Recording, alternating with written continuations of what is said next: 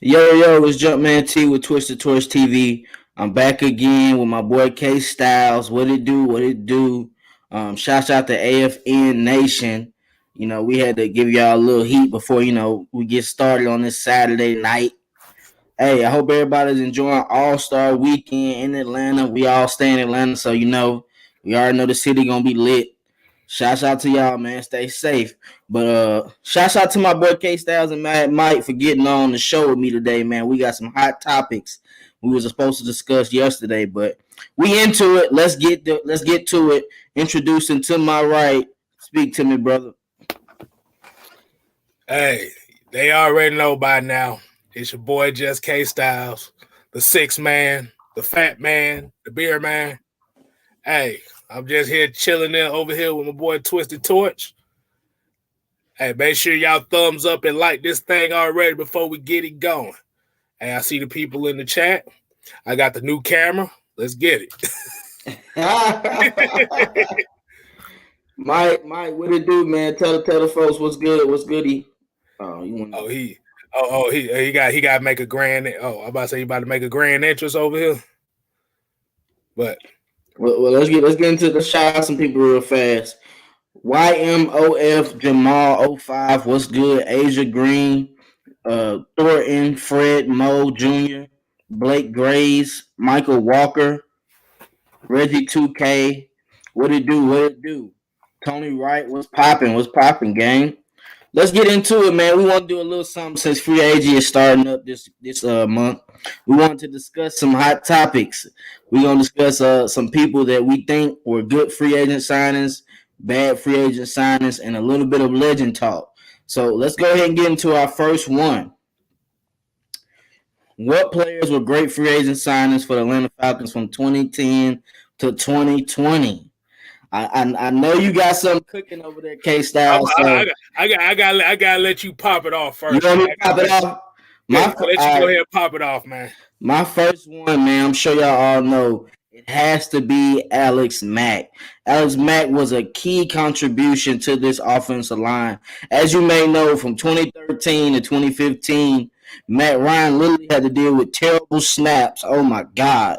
I remember in 2013 versus the Panthers, the center hiked it all the way over his head and it went back 20-some yards. That was so crazy. We had a chance to win the game. We literally ended the game like that and lost to the Panthers that year. That was pathetic. But I see all y'all putting y'all favorite free agents. They might be on the list. We might discuss them, but my first one has to be Alex Mack. Just the way that he was able to make the line be so much better. Calling out calls, making sure that the O-line, the whole group is working in unison, making sure no blitzes come in and out, and giving Matt Ryan time to be a successor, man. But who's your next one, bro? Hey, I'm gonna go in the same. I'm gonna go in the same category that you going, but I'm gonna go with Chris Chester. I like that one. The reason why I say that, man, because since Harvey Dahl had left, we hadn't had an offensive lineman that was kind of nasty in a way. Mm-hmm. Chris Chester was kind of that old school type offensive lineman. Like he would be ready to bust your ass whenever you can. Trays do count, by the way. Yes, trays do count. If they've been on the team longer than 4 years, it counts. But go ahead, K-Style. But Alex Mack and Chris Chester, you wasn't getting up the middle. For sure. You wasn't getting up the middle on those two. Because, like you said, Alex Mack was the smart one. He been in Cleveland so long. No, was it Cleveland? Was it Cleveland? I'm trying to make. Was it Cleveland? He was been in Cleveland. Because I always get him and Eric Wood mixed up sometimes. But yeah, when he was in Cleveland, he had to deal with trash, protecting trash for so long. So he had to be smart. And then you add that grizzled guy next to him. That was a dynamic duo right there in that offensive line. I'm going to just leave it with that. All right, so my next one, of course, is Tony Gonzalez.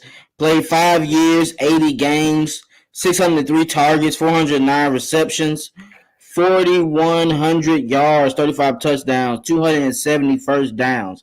And one of the keyest stats, 0 fumbles. Like that's tough to do in general for an offensive player, running back, tight end, receiver, to not fumble at all. That shows he has strong hands and he keeps the ball tucked tight when he's running. He was good with Matt Ryan's progression, man. Like Matt Ryan was able to see the field better. He knew what Tony G was going to be. They had good connection. They were able to be best friends off the field. So Tony G was a good person as far as making the offense better. I'm sure he expanded Roddy White's game, Julio's games, Harry Douglas' game, just on how they were running their routes, just how to know where to be. If it's 3rd and 10, you go 2 yards more in your route, come back. 3rd and 12, you know what I'm saying? So that was something that Tony G was good. He was a good mentor, leader, and a phenomenal athlete. It's plenty of games we saw him mossing people, jumping up, double coverage. Plenty times versus the Saints, double coverage tight touchdowns up over the middle of the field. Like, that's just crazy. So Tony G has to be high on all of our lists as far as free agents. Oh, definitely. Oh, so it's my turn again. Oh, we doing it like that? Yeah. Okay. So, like I said, we appreciate everybody in the comments. Everybody got their suggestions in here. Like I said, that's what we want to see. Mm-hmm. Asia Green, Reggie C2K, Harrison the Buddy 2, what's going on? But I'm gonna do this one a little different too. I'll put Adrian Claiborne in there. Mr. 5 sacks a game, huh? For the Cowboys. Yeah. I like that. Yeah, but the thing about his game was, like you said, he wasn't the most athletic. But the thing about him is he knew how to get them left tackles off his ass. And if you notice, the defensive line play has went down since he's been gone. Definitely. Like I said, that 1 year, like I said, he had 6 sacks against Dallas. He had 10 that year. But the thing about him was he was such a presence as far as driving through the tackles. It was like Grady and Jonathan Babineau had that guy that could push it.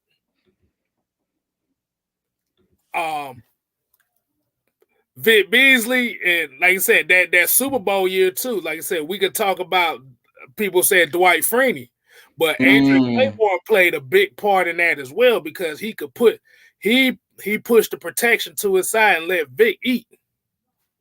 Facts. That's true. So he also was there to help Pat McKinley grow that first year, if we're gonna be honest, because Pat McKinley was spending time with Adrian Claiborne in 2017. If we just being honest, the year he had the 5 sacks. Are you done? That's the end for your pick? That's my second one right there, man. All right, so my third one has to be Mr. Dead Kicker himself, Matt Bryant. Matt Bryant he had ice in his veins, man. He was there from 2009 to 2019. Made the Pro Bowl 2016. 70 out of 83 field goals of 40 to 49. 38 out of 52 made field goals of over 50 yards. That means that guy only missed 14 over 50-yard kicks in 10 years. That's crazy. And if we're going to be honest, Matt Bryant is the reason we won our first playoff game with Matt Ryan. We all know that, right? He brought us back because Russell Wilson came back scorching in the second half. It was 26-24. They ended up scoring, kicking the field goal. And then we had to drive all the way back.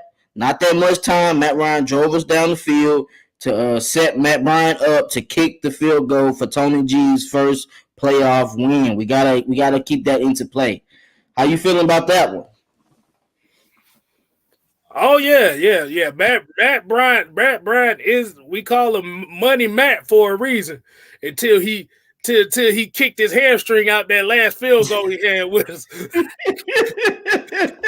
It was done for him. But like I said, he done saved this team for years. Facts. He done saved, like I said, the year before last, when we was down and out, it was Matt Bryant kicking them money. He was having them money moments right there. He would kick those field goals. Mm-hmm. But we forget that guy been in the league so damn long. You forgot that at that time he was like 44, 45 years old. Yeah, he was old, bro. He could play till he was 50. Yeah, but like I said, and that's the one thing that I will say about how this Falcons team is.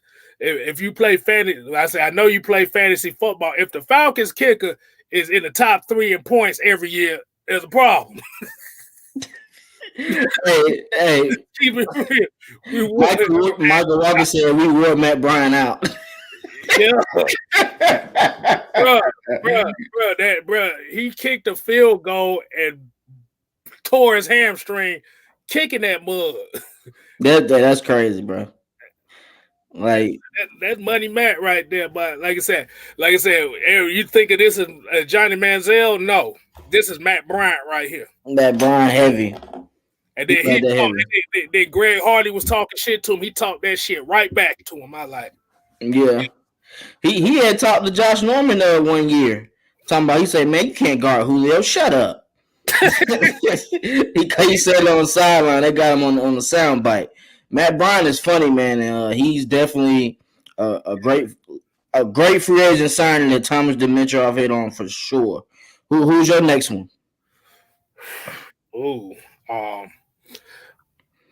This one, like I said, I'm not gonna use this guy didn't really have as much of an impact as far as on the field. Well, this could be a 1A and 1B because both of them did this for this reason. And I'm gonna use both of them here because they didn't really have like as far as a major impact for all the games. You didn't really see them on the stat sheet, but the locker room was very important. And I will have to say Dwight Freeney and Sean Witherspoon. So remember, we had cut him first. And then we brought him back. Yeah, we brought him back. Okay. Yeah. Yeah, we brought him back that Super Bowl year because they needed that leadership. Hey, we can't forget now, week 3 versus the Saints when he was taking the spoon back out, eating. Mm-hmm. Yeah. We can't forget that now. Spoon was showing out before he got hurt again. Right. In 2016, he was starting. Mm-hmm. So because he had got hurt, and then that's what led to Debo playing. Mm-hmm. But the thing about those, like I said, I put these two together is because the leadership on that defense, outside of Jonathan Babineau, was heavily needed, and these two brought that. Definitely, that's a fact. So Nathan said it right here. Yeah, D Block. That was the last remaining member D Block right there that we had. We're ready. Exactly. So yeah, I'm gonna use those two right there for the mentorship and the leadership on the field because they held the young players accountable. Definitely. They held everybody else accountable. Mm-hmm. Like I said, Witherspoon might not have been in the game as long as Freeney, but he had that same attitude that we was missing, and we still missing. Mm-hmm. So that's it. That's it for yours. That's it. It's back on me. All right, man. So my next one, a vet, Michael Turner, the burner. He came from the Chargers. He was on the shelf for 3 years before we finally picked him up in 2008. They said we need a power back to go with a rookie QB. He came to the Falcons and turned up. I remember on the game, it was like impossible to tackle Michael Turner unless you like leg tackle him. It was impossible. Like he literally ran through tackles. You wasn't finna just touch him. He's brushing you off of a big back. I'm gonna have to get into his stats. I'm not even gonna lie to you, my brother. I gotta get into his stats. From 2008 to 2012, 75 games, 1,400 attempts, 6,000 rushing yards, 60 touchdowns, 306 first downs. That's showing me, man, because that means we were grounded and pounding those first 2 years, 2008, 2010. We really was running the ball first and second down. So he got a lot of 9-yard gains, 10-yard gains. He had a lot of games where he was going over 130 yards, 2 touchdowns. Like Michael Turner was the truth from 2008 to 2012. Even in 2012, he was getting a little slow, but as the year went on, he started to pick up steam. Because our offense was deadly in 2012, as we all know. But he picked up steam, and going into that playoffs, he was the man until that San Francisco game when he got hurt. But Michael Turner was the truth all the way through all his years playing, besides the end of 2012 when he finally retired from football. I like that one because we have to remember that was a gamble. Because he had been LaDainian Thomas's backup for like 4 years. Yeah. Michael Turner was I liked him in San Diego. That was one of the guys I wish we could have had because you saw glimpses of him in San Diego. But like I said, when he came here, like I said, you like he was a bowling ball. Basically, we just gonna call him bowling ball shouty. That's what we call him. Because he had fresh legs. The only thing that messed him up was you put too many carries on him. What happens is when a running back is averaging almost 350 carries a season, wear down real fast. We seeing it now. So, yeah, you put the stats out there, so I ain't I'm just saying, man. All I know, you better not tackle him low because you better not tackle him high because you gonna end up at Grady Hospital after that. So hey, the commentators used to say some crazy stuff when we watched the game versus the Falcons. They'd be like, look at Michael Turner, like look at the stick thigh. I'm like, yo, like we playing football, man. That ain't got nothing to do with that. Like, why y'all going so far with this? But they were basically saying it's impossible to tackle him. That's what they were trying to say. But they just was going too crazy with it. The commentators, it was too much. It got borderline like okay, just say he got tree trunks for legs. That's all you got. I be like, yo, like, y'all are too happy. Like, calm down. Yeah, Fred Moore said the fans couldn't believe what they were seeing. Yeah, because if you actually think about it, you had a combination of Warren Dunn and T.J. Duckett in this one. Yeah. That's all it was. It was these two running backs combined into one. Hey yo, Boogie 124 is crazy. I can't keep that. I can't keep that up there too long, bro. You out the door. Bro, they used to say that about Maurice Jones-Drew. Yes. Anderson so much. I'm like, bro, just say don't tackle. Just say he can't be tackled. He can't be tackled. Yeah. Oh yeah, Ice Finesse said, yeah, they on Saquon and AJ Dillon. Yeah. Goddamn Saquon run like he 185 pounds out here. Man, still running a 4.3. He run a 4.3, but bro, at 6 foot, almost 240 pounds, boy, you run smaller than what you need to be running. Hey, nah, original, bro. That's a fact, bro. We not doubting that at all. In 2015, when he first was the coach, we saw growth from them first 6 games, man. Like Julio Jones killed the whole NFC East division. The first game of the season, as we know, was Monday night versus the Eagles, right? We came out, the offense was looking scorching. It showed. Kyle Shanahan was a key pickup, bro. Like, I wish we had him longer. Hey, Cameron, hey, Howell. Hey, we ain't done talking. We got a list now. It's a bunch of Falcons free agents that was cold. We just giving you a little bit like that. That's the purpose of the chat. We want to see y'all names too. Like, we feel the same way you feel, bro. Exactly. We look. We just put the material out, but like I said, we just want to see if y'all feeling us as well as we seeing what y'all doing. Facts. So who your next one? It was up here too. They didn't say a lot of people. Hey, the chat on game, bro. Y'all know y'all knowledge, chat. We appreciate y'all, man. Y'all know y'all knowledge. They on that damn thing. Let me see, cause I'm trying to think. But I'm gonna keep it easy on myself on this one. I'm gonna say Sante Samuel. You took mine. That was my next one. You took mine. Sante Samuel, bro. Because I see his growth from New England to Philadelphia to Atlanta, and it's been consistent the whole time. He couldn't tackle worth a damn half the time, but like I said, as a cover 2 corner, as a guy that liked to lurk in the backfield, he damn sure had some instincts on him.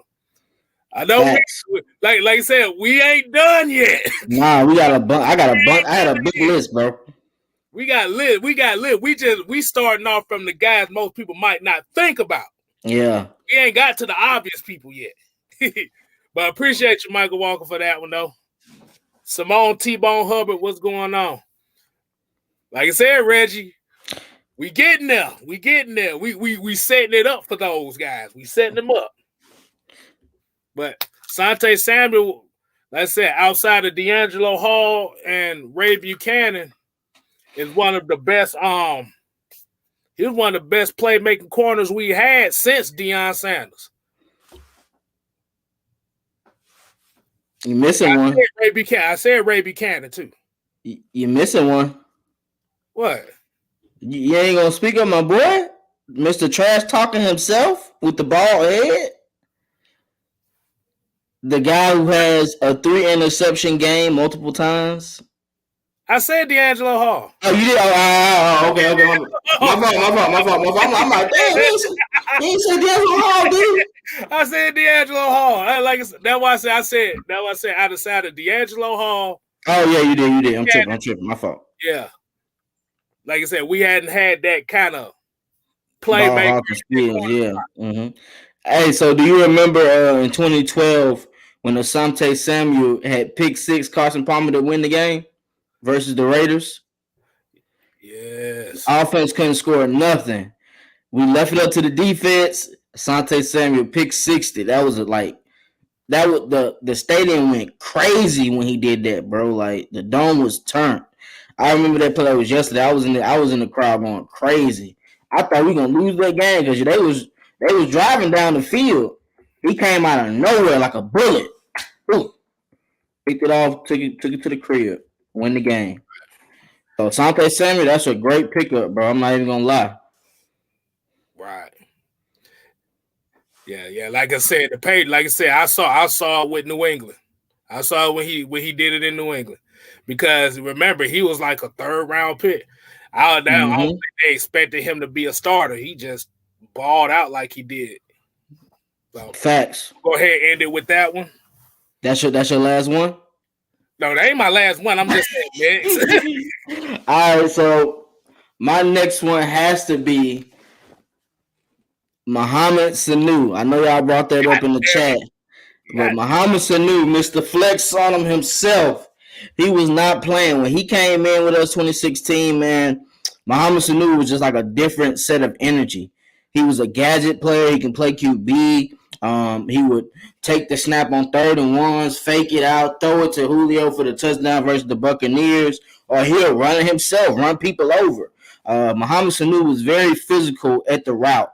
You didn't know whether he was going in or out. He had quick feet. His feet was excellent. I know in the summertime he'll be working out on his feet a lot because he was setting people up on his routes. And another thing about Mohamed Sanu is when they started to double team Julio, we didn't have to worry on 3rd down. We knew who the ball was going to, and Mohamed Sanu was going to make plays.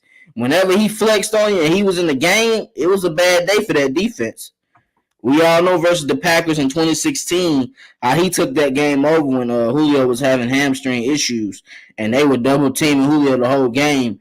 That game came down to Mohamed Sanu and that deep pass to Taylor Gabriel to win that game versus the Packers in 2016. You know, when we came back and we won by a point or two. Yeah, Mohamed Sanu turned up that game, man. And even the game in 2017 versus the Rams in the playoffs, that screen he took 53 yards to set us up for a field goal to end up going off to win that game to go to the next round for the playoffs. Like, so Sanu is a leader, a great blocker.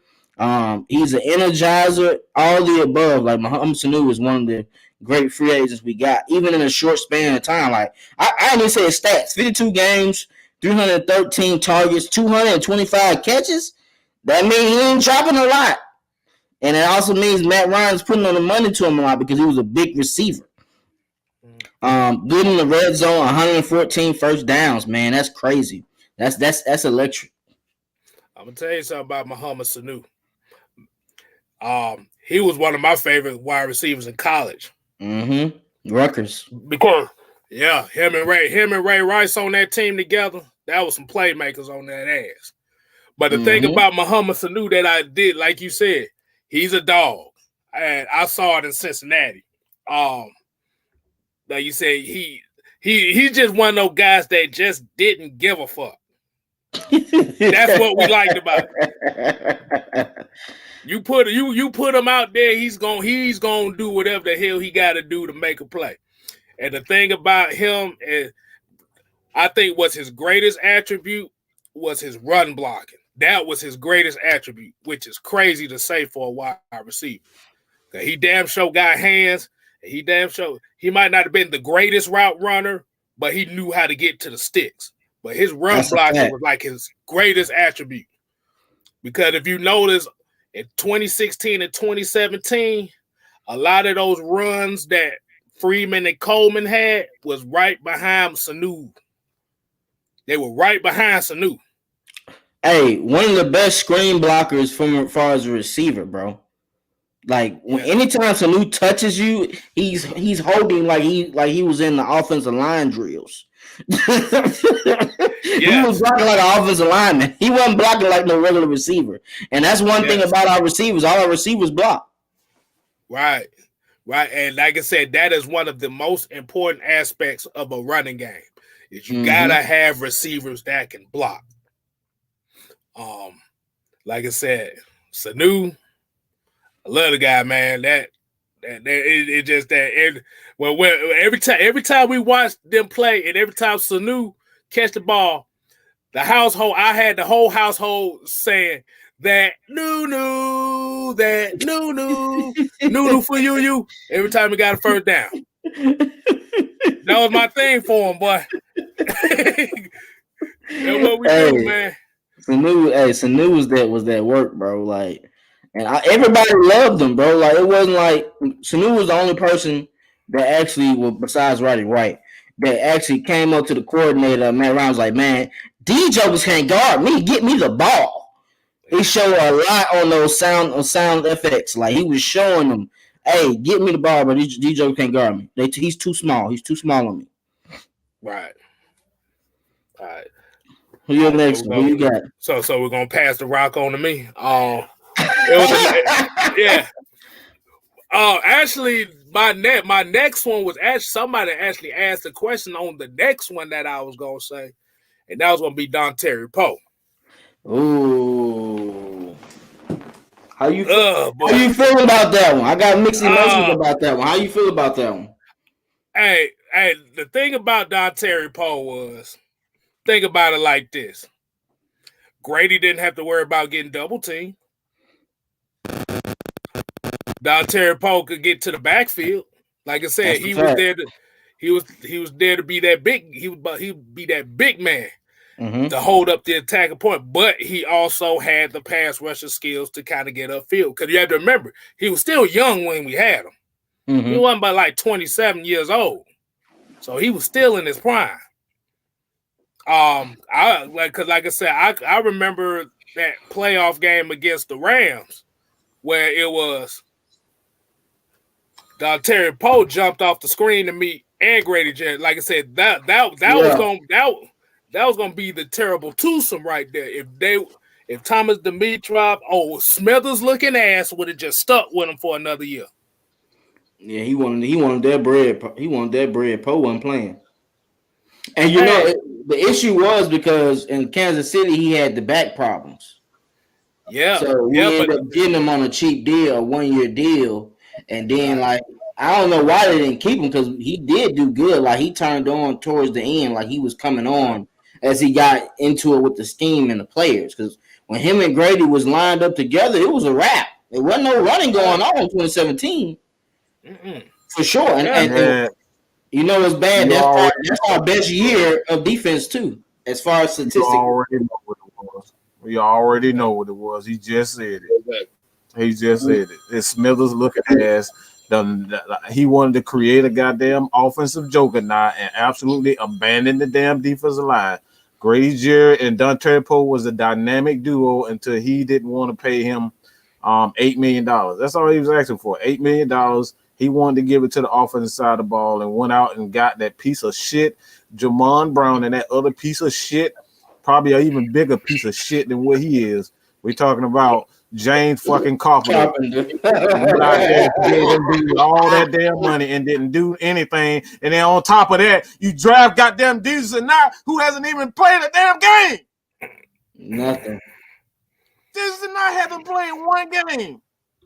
What you draft the guy for if you wasn't gonna use him?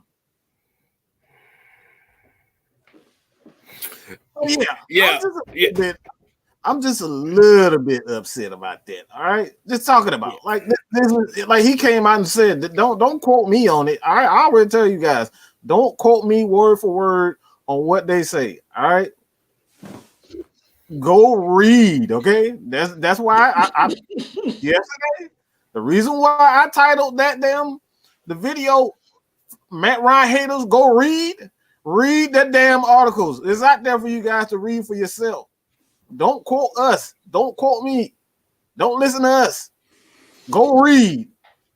All he had to do was get a man $7 million, and he didn't want to do that. They let the man walk, end up drafting Davis or not, and then the man ain't played. The man ain't got the damn practice squad. The man hasn't even practiced. Third round pick on nothing. It has stats in college too, Mike. The guy was a very good player in college. So I'm not. Go ahead. Bro. Oh, hold on. I was about to say too. And remember, when Dante Poe was back there, like you said, somebody said Vic was eating too, but guess who was looking very dominant back there as well? Fucking Debo. Mm-hmm. Look, Debo was looking real dominant. Takina McKinley was doing her thing, all right? She was doing her thing when Dante Poe was out there. All them, if Vic was eating, Tweety Bird was eating, even Debo, like you said, everybody was eating. Then you got that damn doofus who didn't want to spend. Look, Dan Quinn got Poe here. He did his job. Right. But guess what? The guys were best freaking friends. You saw them on the sideline. They kneeling together. They eating together. They doing everything together. And then whatever. What's his name? What you call him? Smithers ass motherfucker. Smithers. Mm-hmm. He didn't like that. He didn't like that. It was an actual good move by Dan Quinn. All right, that was a Dan Quinn move. That was a Dan Quinn move to bring that guy in to be a perfect mate to Grady Jarrett, and he ruined it because it wasn't putting the light all on the offensive side of the ball. So I know I missed a lot as far as like these players, but I'm gonna be mad as hell looking at this list today. I really didn't want to do it, but just. Well, hold on, Mike. Do you got a good free agent? You got a good free agent you want to bring up? Hell no. Why the hell? Like, look, I'll say this. I'll just say this, man. I'm this gonna piss off a lot of Matt Ryan, not Matt Ryan, but a lot of Michael Vick supporters. But everybody always put a lot of blame on Kstlyz Price for being a bad signing. I don't see it that way at all. If the motherfucker actually showed up at practice and knew how to throw the ball straight to somebody without throwing it 100 miles an hour, Kstlyz Price would have been an actual good signing, at least an average signing. But being that Michael Vick didn't want to practice, all he wanted to show up on T.I. damn videos and do all dancing. I mean, the motherfucker can't even dance. He was all off beat even in the damn video. All he had to do was just show up and practice and throw the man slants. That's all Pearly Price could do. He couldn't even do that. Yo, you said 30-man slants. He could have been the real slant man. If it was Michael, if it wasn't he would have been the real slap boy. All right. We could have at least had do that. Michael Vick couldn't even get about him. So we want to blame Kstlyz Price for being a bad signer, but it really goes on Michael Vick. He was the one who ruined that man's career. Yeah, I said what I said. He ruined Kstlyz Price's career. He ruined a lot of receivers' career. Because the motherfucker can't throw. He almost ruined Roddy shit. Roddy was absolute trash. Before when Mike Vick was there, it was trash. He had a good year with Joey Harrington. Come on, bro. Come on.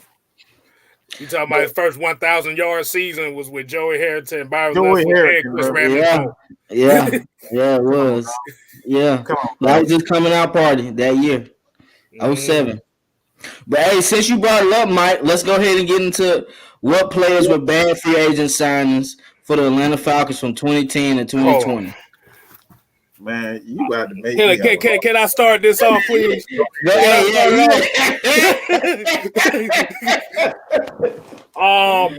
Ladies and gentlemen,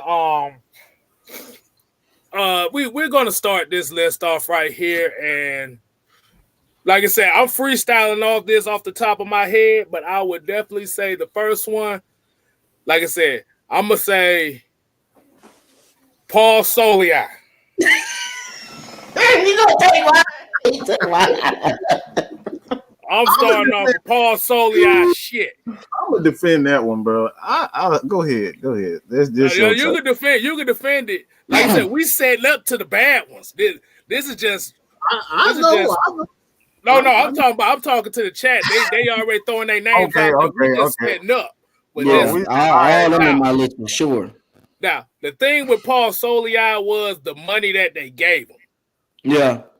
See, the issue with Paul Soliai, what made it a bad free agent signing was because of the scheme they was playing. They were playing a dime defense. That's not Soliai's game. 3-4. 3-4. What the? He don't need to be in a damn dime. No DB and no nickel formation. The problem, like you said, the problem was with him was he was basically he was my career. My bad. I'm sorry. I'm just a little bit irritated today. I'm just already. But you've been irritated the last 3 days, man. What is going on? I'm sorry. I apologize. You good. But yeah, I think it was bad signing just because of the scheme they was running. I guess they got their wires crossed where they think they was gonna bring him in to be 3-4 defensive tackle, but they brought him in as a 4-2-5 nickel tackle. No, that didn't work out well.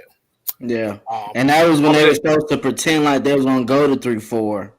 Right. Because since you brought him up, I might as well bring the other one up because it's the same year. Oh man, you have. Hey, Tyson Jackson, Jesus Christ! If he didn't take no money and run with it, I don't know who did. He looked so good with the Chiefs in that 3-4. Like he was getting sacks, he was getting QB hits, pressures, all that. He come here 2014, 2016. He signed a 5-year deal for $25 million. 16 games, all 3 seasons. That motherfucker stats was 62 tackles and 25 solo. What can I do with that? Hey, let me ask you a question on that. Who was the defensive tackle in Kansas City? We already know who it was. It was Poe. Exactly.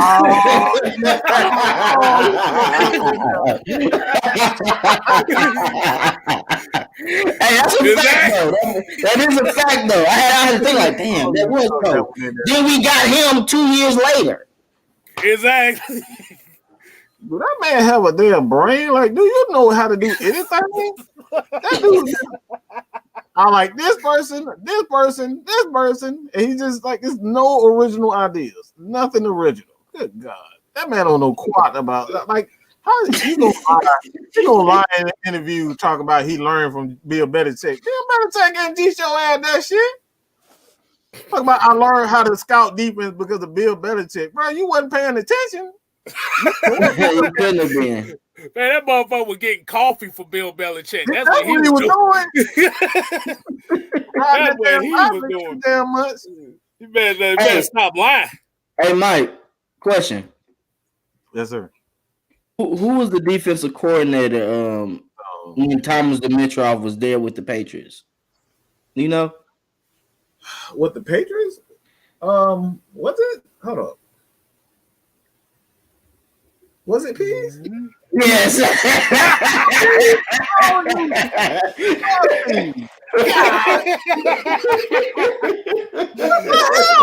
He's been around the block, man. He's been around the block. What the hell were you doing all this time?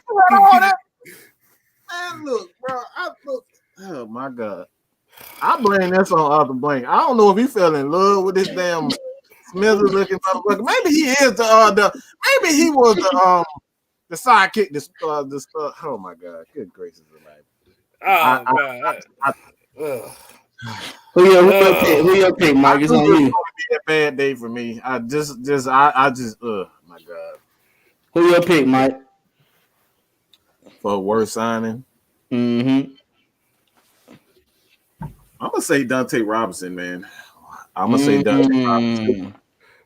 I'm gonna say Dante Robinson for the simple fact that it was a bad signing, not on his for him personally. It was just a dumbass pairing together just by Mike Smith. They didn't think that through. All they wanted, they saw the best corner out in free agency, and they didn't play to his strengths. They didn't play to his strengths at all. He's a zone corner. He's a cover 2 zone corner, and he shouldn't have been in a lot of man situations. You needed a free safety over the top to make him essentially what Desmond Trufant was. Like Desmond Trufant, when he had Willie Moe and Keanu, those guys were when they were at their peak, Trufant was a shutdown corner. So like they didn't play to his strength. So like a lot of these coaches, that's why I say, man, that's why I always said that I was Vic Beasley #1 supporter. So when we had, and I'm probably going into a little bit of something too deep right here, but when we had Rashid Hageman, we had those guys who were big, guys who just ate up space and double, like, because one thing about Rashid Hageman commanded 2 offensive linemen at all times just on his sheer size alone. Facts. So that's why Vic Beasley, like if you go back and watch that tape on, that's why Vic Beasley had that 15 sack year, along with Freeney being there. But like you need those big guys up front to set Grady, let Grady have one-on-ones, and your corners, they can play one-on-one. So I say Dante Robinson because of just the damn coaches. They just ruined his whole damn franchise, and I blame it all on Smithers, man. It's all his damn fault. It's all his fucking fault. Oh God. Yeah, that's a good pick though. That's a good ass pick though. Exactly. I think he had some good plays here and there, like when they were able to switch to zone. But a lot of times they left that nigga in man because of the other side. I don't know what that was. I don't know what that was. Hey, guess what? Dante Robinson, he was good for one thing. You know what he was good at? It starts with a C. He was good at getting cuts and trying to bust somebody's head wide open. I bet that man had knots all over your head, bro. Wait, look like Martin after Tommy Hearns got done with it. Oh man, it's on you. It's on you, K. I'm gonna have to go with this one here. It pains me too because this was one of my favorite players in the league around that time too. Fucking Steven Jackson. Wow. Yeah, you took it from me. That's a tough one. 3 yards in a cloud of dust. Oh my God! Average 3.5 yards a carry. Was it 3 point? I thought it was like 3.1. The way he was running. It was 3.5 his first year, 2013, and 3.7 in 2014. He's more so a bust to me because he started off good. He started off good in week 1 versus the Saints. Then week 2, when we played the Rams came back to Georgia. He scores a touchdown and hurts his hamstring. How the hell do you get hurt on the play you scored? I ain't never seen that before. Oh, you must not remember. You must not remember Gus Farrat ass scored a touchdown and giving himself a neck injury. You must forgot about that. Yeah. Hey man, y'all gonna leave the mic with Joe Horn alone. Joe Horn is the reason why Roddy White turned around his career, man. Like y'all gonna leave Joe Horn alone. He did put him on some routes. He did put him on the routes. Yeah, Joe Horn was not brought in to do anything but just be a mentor. Yeah, he was a teacher. Absolutely. But yeah, Steven Jackson, like I said, and the bad thing is we all fell into the hype. Like, oh shit, Steven Jackson, we about to run on these motherfuckers. Oh man. Oh, I see one that don't tell me. I think I know where you might go with this. You know I think I know exactly where you going with it because that one pissed me off even worse than that. Yeah. Are you talking about the boxer? Oh man, I ain't talking about him. I thought you were talking about the baby daddy. Oh man, yo. I think you talking about the baby. I think you talking about Keisha Knight Pulliam. Yeah, you know what I'm talking about. I knew where he was going with it. Man, that's probably the worst. Man, that man had knee injuries the day he practiced. I mean, day 1 of practice, that man had knee injuries.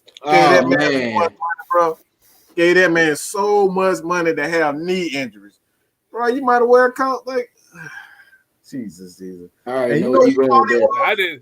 didn't know we was going that far back because I got way worse ones back then. Oh. I was sticking in the 2010. If we go back to about 2003, I got plenty of them. Oh, we can keep it 2010. Yeah, it'll be too nasty down there, bro. It'll be too nasty over there, bro. I'm gonna be bringing up names most people damn forgot. Hold on, let me bring up about 4 names right quick. We stick to that. I'm gonna bring up because I gotta get these out my. Okay, Jason Webster's burnt Lana looking ass. Coy Wire. I hated Coy Wire. I hated that dude. That dude said crap, but special. Like, why is? Oh man. I already knew this day was gonna be like this. I just knew. Coy Wire was horrible, bro. Calvin Hayden was another. Yo, did you just say that? Calvin Hayden, yes. Bro, I forgot all about that dude. I told this the history buff, man. They all look right down his alley. Hey, I'm about to say, I know you probably gonna remember this name. Actually, I got 2 more, and they both safeties. Laurie Malloy? No, Laurie Malloy was decent. I ain't putting him in. Yeah, I'm about to say Corey Hall. Oh and Lord! Chris Hope. Oh my God! Oh my Jesus! Lord have mercy, Jesus Christ! Lord no! I told. Okay, now we get back to the 2010s, and this is with no research. I'm letting y'all know this is no research. This is all on the. This whole show is on the fly right now. There's a. Oh my goodness! But who you got? In this little time frame we doing right now, who was terrible? Let's see. Oh my God! Hold on.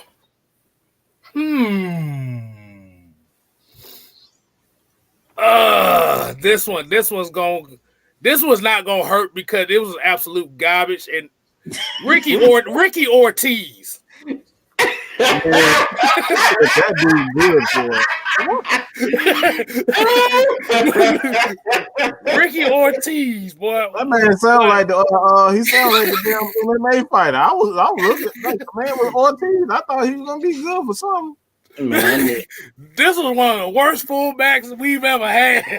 He missed so many blocks, bro. Oh my god. I said, bruh.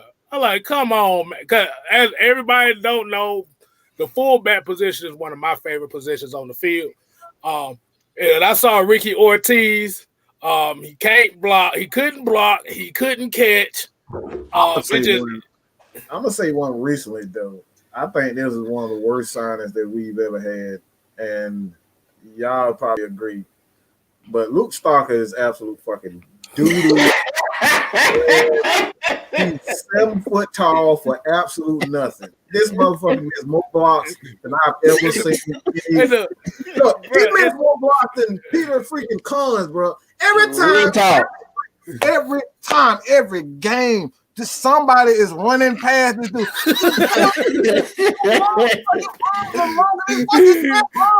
And you still can't block. Still. He was terrible. He was terrible. But hey, since you brought up blockers, go ahead, Kay. Go ahead. I was about to say the bad thing about it was they re-signed this trash again. Again, bro. Bro. Now we don't know what they're gonna do with this time. Oh my god. We're not getting rid of him. Go ahead, man. I can go on Luke Stalker's goofy ass all day. Hey, he's the only backup tight end that gets in 4 plays a game and still can't execute 4 fucking plays a game.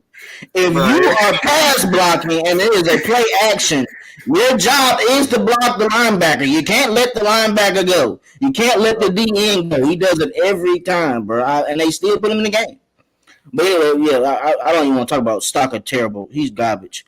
But since y'all brought up blocking, something bad go happen. A fumble, interception, something. Every time in the game. How y'all feeling about Josh Asamoah, though? If that ain't a buzz, I don't know what is. In 2014, John Asamoah, the right guard, left guard, he was terrible. He wasn't bad. He wasn't terrible. It goes right back to coaching, signing guys.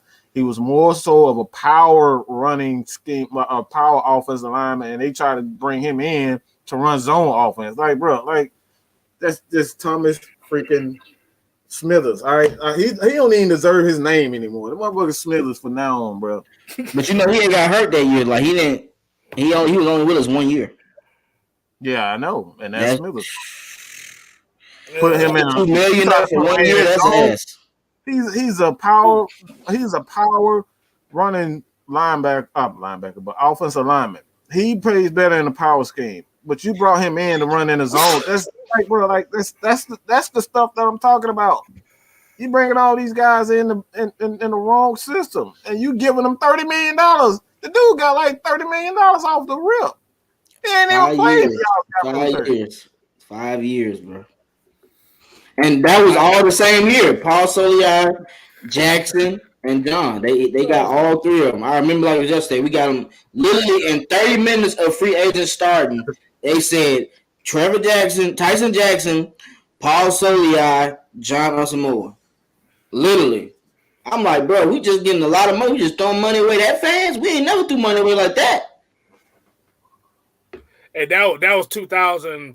So what year was that again? 2014. Mm-hmm. You know why he threw all that money at them, right? Why you said that? What happened 2 years before that? 2012. You talking about when Matt Ryan kept getting his ass hit at the end of the game versus the 49ers? They pretty much got manhandled. No, you said 2012. 2012. The worst fucking draft class in NFL history. Oh yeah. Oh my god, bro, we didn't have one. Oh my god, Shane Harlow, the great Shane Harlow, Peter. Oh my god, that's a fact. But you know we didn't have a first round pick that year either, though. Yeah, Bro, you could have had one player. Bro, nobody. We just asked one. Patrick Ewing. No, Brady Ewing. That man said Patrick Ewing. It was Brady Ewing. I remember that fullback. He was an absolute trash too. How can you tell he was hurting? He was gone after that year. Bro, we have had some bad drafts. Good God Almighty. God. Facts. Under this one guy has some terrible drafts. Okay. He got what 4 picks he really hit on. And we had 2016. You can't 2008. Matt Ryan. Like they were gonna get Matt Ryan regardless of like that was more so free agency. You think he did it free agency? That was more so what's the motherfucking name? The president. Damn, I just went blank right there. But the team president, Rich McKay. That was Rich McKay's call to draft Matt Ryan. Like he was gonna be there because they had already made the decision to like start building a team around a quarterback anyway, and that Matt Ryan was that guy. So I don't even give him credit for Matt Ryan at all. I give him credit for Julio Jones. Like even that. I mean, he's Julio freaking Jones. You see this dude in college? Yeah. Dude was monster in college. So it's like I would have traded damn 3 pick for Julio. I would have traded him. That dude's a freaking monster then. Yeah. 4 with a broken foot. Ooh. I got another one. Who you got? Talk to me. Okay. We originally had this guy, cut him, and then brought him back. This is another one of those. Oh my God! I'm gonna give you a clue. I'm finna do it right now. Eric Wing. Yes. Wow. I only make a play on a penalty. Eric Wing. That motherfucker fair kiss. I ain't never seen the deal. That motherfucker fair kiss. They got 30 yards in front of him. Fair kiss. Throw that head up, bro. Like, bro, what are you doing? Bro, I kid you not. I remember one time. I seen a guy. I forgot who it was against. I don't know if it was against. I remember if it was against the Titans or something like that. This dude fair catched, and I remember this because I threw my I threw my drink. I threw my drink across the room when I seen this. This dude literally fair catched the ball. He didn't have nobody within 50 yards of him. I said, "You motherfucker." Hey, Wayne was a headhunter though. He gonna make them tackle special teams though. He better make them damn tackle. Hey, that's probably why he fair catched him. He's like, I'm gonna make a tackle. I ain't gonna worry about return punts here. And they still kept him back there too.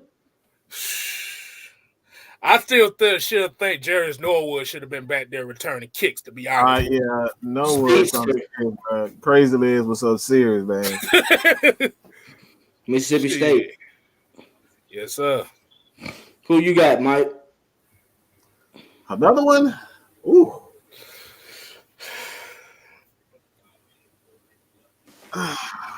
Man, that's tough. That's tough. Dang. I'm gonna say a receiver, man. I know you got plenty. I told y'all he was gonna steal the show. I told y'all he was gonna steal the show.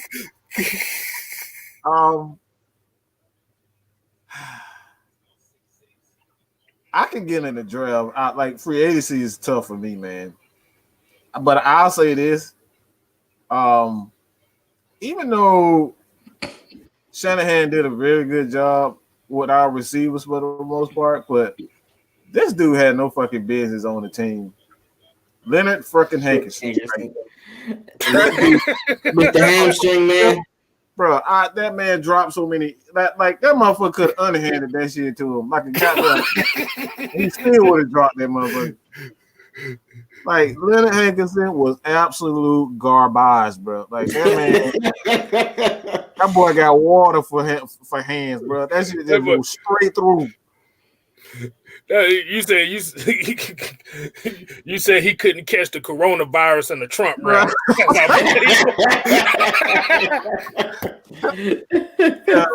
just hate it. That man wanted Lincoln Haggis.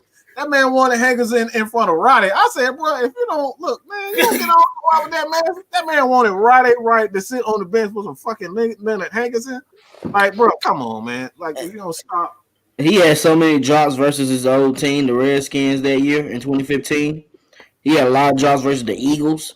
And I ain't make that's the only thing I didn't understand about Kyle Shanahan is why he didn't use Roddy well, because the first game Roddy had 4 catches for 84 yards. Well, they had an issue. It went back, that issue with Roddy White and him, it went back to the Pro Bowl. Like Roddy, like they didn't like each other at all. Like Roddy and those guys, like he just couldn't stop. So I think he was just trying to use every excuse to get rid of Roddy, man. Cause Roddy talked that crap, man. He honest. He ain't gonna sugarcoat nothing. But I'm kind of surprised y'all ain't said this guy's name. Oh man. 2011, 5 years, 27.5 million. 2012, 2011, 16 games, 3.5 sacks, 3 batted passes. In 2012, 9 games, no sacks. Ding, ding, ding, Mr. Ray Edwards himself. He came from the Vikings looking good. I'm thinking he finna be the man in Atlanta. With John Abraham, might I add. And he came out there and had a bust. He had one good play, and that was that fumble return versus the Eagles. Question, though. Who was on that defensive line when he was there? Kyle Williams and what is Kyle? Not Kyle, with the other Williams. Pat Williams. The Williams twins and Jared Allen. And Jared Allen. Yeah, I already knew he was on the field. I knew he was the Williams boy was something serious, man. Yeah, they front seven was nasty. But I just thought it wasn't gonna be. I thought it was gonna be a little bit easier because he had John Abraham, and John Abraham was still impactful in 2010, 2011. He made the Pro Bowl in 2010. He was actually supposed to be Abraham's replacement, but that you see how that went. Yeah, he was a bust. Then he at the end he said he felt like he was a better boxer than a football player before he retired. He said, "I'm gonna go into boxing." I'm like, "Yeah, you done lost your mind for real." I think you got concussion issues talking like that. Come on, dog. Lord have mercy. Wait, was we like that? Hey, You don't know what I'm saying. Wait. I didn't think I was gonna have to do it for this list, but you know what everybody else having this common in this list right now? What? That. Wow, this dude here, man. I had to do it. All these dudes deserve a powder toast. I didn't think I was gonna bring it back, but I did. And that looked like Ray Edwards too. That's every time he took a snap, he looked like that. Toast. Super toast. Oh man. Let's get into our next one though. What players do y'all think are legends for the Atlanta Falcons organization from 2010 to 2020? Now this is a good one. We ain't got to talk about bust no more. We can be more realistic. So let's get into that. We all know the main ones, of course. So I think my first one, in all honesty, I'm gonna pick Willie Moe off the top because Willie Moe, man, was a presence as far as for our safety position. We thought he was just gonna be a headhunter, tackling people, knocking people out. Like he had plenty of games where he was coming down like a missile, waking people up, getting the defense turned up. But he also was a ball hawk throughout that time. Like his stats: 7 years, 365 tackles, 16 INTs, 11 forced fumbles, 4 fumbles recovered, and he made the Pro Bowl in 2012. Like he was dynamic as far as that strong safety position. And you know when William Moore was on the field, if he wasn't injured, he was gonna make some plays. We all knew that for sure. Right. Boy, hit that double-A spine buster against the Rams, boy. Everybody. Hey, that was nasty. In 2013, that was nasty. Yeah. I thought he was going to get ran over, but he picked him up. He's like, nah, weight room. Ugh. It wasn't even the fact that he literally picked him up, held him in the air, and then slammed him, which made it worse. Yeah, that was nasty. That was a nasty one. That was a nasty one. Oh, man. I'll say I gotta give my boy some love, man. I'm gonna go ahead and say Mike Turner, man. It's like Mike Turner is a forgotten player in his organization, man. He don't get enough respect. Because that dude was a workhorse. Like he came here day one when we signed him. It's like that dude, game one, that dude put up some big time numbers. It's like he not only was he a good runner, but it's like people don't realize how good he was as a receiver out of the backfield too. Like nobody, like you try to blitz him, try to blitz Matt Ryan out, he will blow you clean up, bro. Ray Lewis. He don't get enough respect, man. So I gotta say Mike Turner. Definitely a vet and legend. One of the best, man. One of the best running backs, especially being shelved for so long to be able to come in and make an impact like he did. Mm-hmm. Excellent. And didn't talk much either. He didn't. Big ass thunder thigh. They did all the talking for him. You try to come look like the Hulk out there, bro. Exactly. Yo, is this a fake Calvin really or a real Calvin really, bro? He's saying some crazy stuff, bro. Who knows? Oh, you don't know, God, bro. You ain't see last night's show. We had Calvin Ridley, Todd Gurley. They had all kinds of names on there. Matt Ryan was on there too. Yo, dude said stability in his legs. Yo, he wilding, bro. I'm done, bro. Who you got, K? Y'all said some real good ones. But hard to follow. I think I'm gonna take this one. I'm gonna definitely will have to go with. I have to put Patrick DeMarco in there. Ooh, I have to put him in there, bro. I like that. That's what I had to put Patrick DeMarco in there. Like you said, it was just one of those things that he was a Pro Bowl fullback for years with us. I think we only had him for like 6 years, right? I don't think about 5 or 6 years. About 5 years. Yeah, he was with us for a minute. But what was it? 3 of those years he was a Pro Bowl starting fullback. Like I said, he led Michael Turner through some holes. He led Devontae Freeman and Tevin Coleman through some holes. Like I said, this was the type of fullback the Falcons had not seen since Bob Christian. Right. To be honest with you. Bob Christian was something serious too, man. Yeah, so I put DeMarco, and then remember, he was the first one that guaranteed they was gonna go to the Super Bowl that year, and they did. They did, yep. Hey, that's a fact. That is a fact. Yeah. So yeah, Patrick DeMarco, like I said, I think he was one of the most underrated fullbacks and one of the most underrated Falcon players of this decade that we've seen so far. Because that's what we're basing this list off of, is this decade.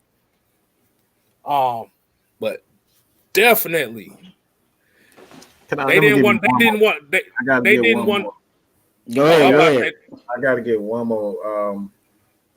And this may be a little bit controversial that I say this, but I got to give Harvey Dahl some respect, man. That dude when he was here, Harvey Dahl, that dude was a mother freaking monster, man. Like the truth.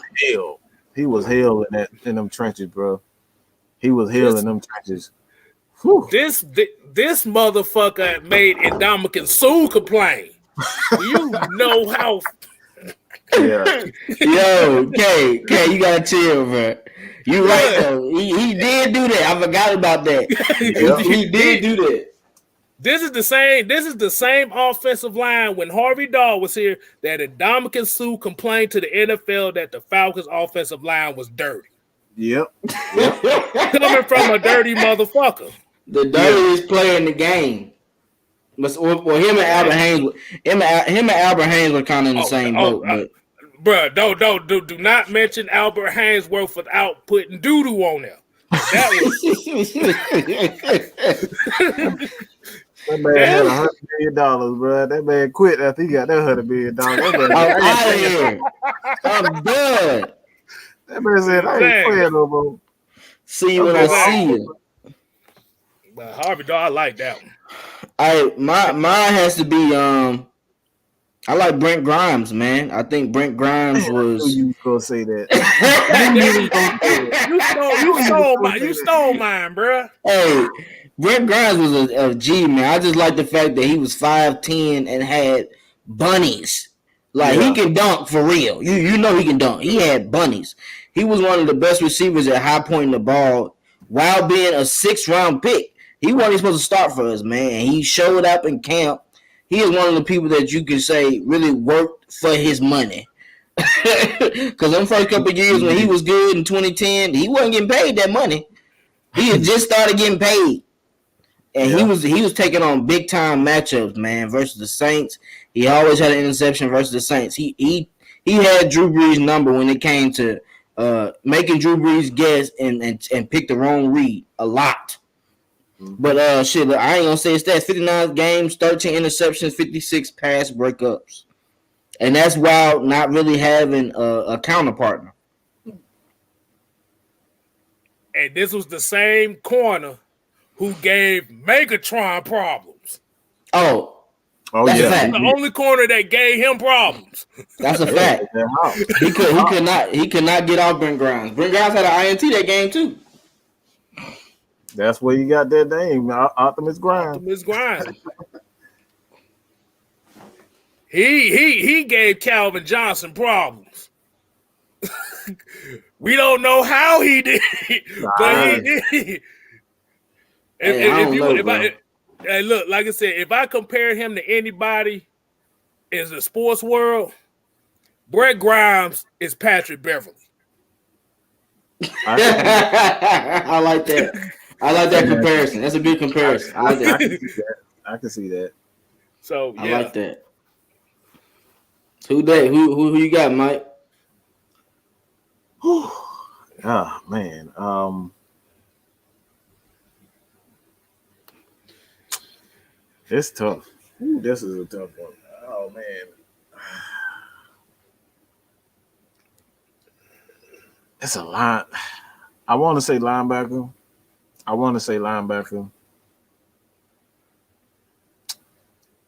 Sheesh. I'm gonna say this person. I kind of already said it, but he's more of a draft pick than anything. But it's like I don't think they gave. I think honestly, they gave up on this kid just too early for me. They knew he had issues coming out of college, and they just gave up on him because of outside sources. What I get, and even though that all outside issue became, a non-issue, that homegirl was lying, that he was beating her up and all this type of stuff. They never they brought him back as if they was going to give him a second chance, but they didn't give him a second chance. And I'm talking about Rashid Hickman. Rashid Hickman in that year, it's like a lot of people don't realize he did a lot of dirty work for that team. He did a lot of dirty work. He allowed Dion to roam free. He allowed Keanu. He kept people off of Grady and passing situations. The dude played defensive tackle. He played every position on that line. And he was very good at it. You go back and watch the film on him, you can always see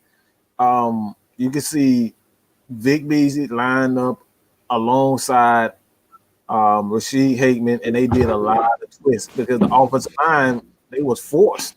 The dude was like, not only was he big, but he was very athletic. So like they gotta, like, I think they really lost their way when they just gave up on Rashid Hickman. I thought, like I said, man, there's some situations where you gotta give that dude, I think they just gave up on him a little bit too early. And like I said, that right there, the situation where homegirl ended up, she was the aggressor and he got in trouble for it. Like, come on, man. I just thought that Falcons did a bad. I think they made a bad choice right there. That pretty much ruined his career over a situation with a girl. She was the aggressor and he got in trouble and he ultimately lost his career because of that. Hey, you know it's crazy, Mike, because Hagman had really came out 2016. Yep. That playoff run, Hagman was a beast. He had Aaron Rodgers looking confused in that game. About to say that. That man sacked the man with one hand, bro. A finger.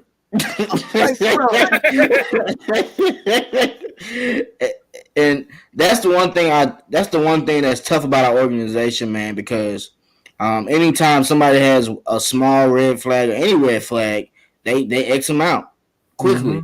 They don't even look at them, and that's tough, man, because we had plenty of players we could have had that we could have gave people second chances, and they just didn't. Mm-hmm. We could have had Tyrann Mathieu. They chose not to get him because of issues. Like plenty of people in the draft, but yet you pick Tack. So it's puzzling to me, man. It's puzzling to me how they pick people and choose who they can let go and who they can't. Go ahead, Kay. Go ahead, man. That's crazy though. Go ahead, bro.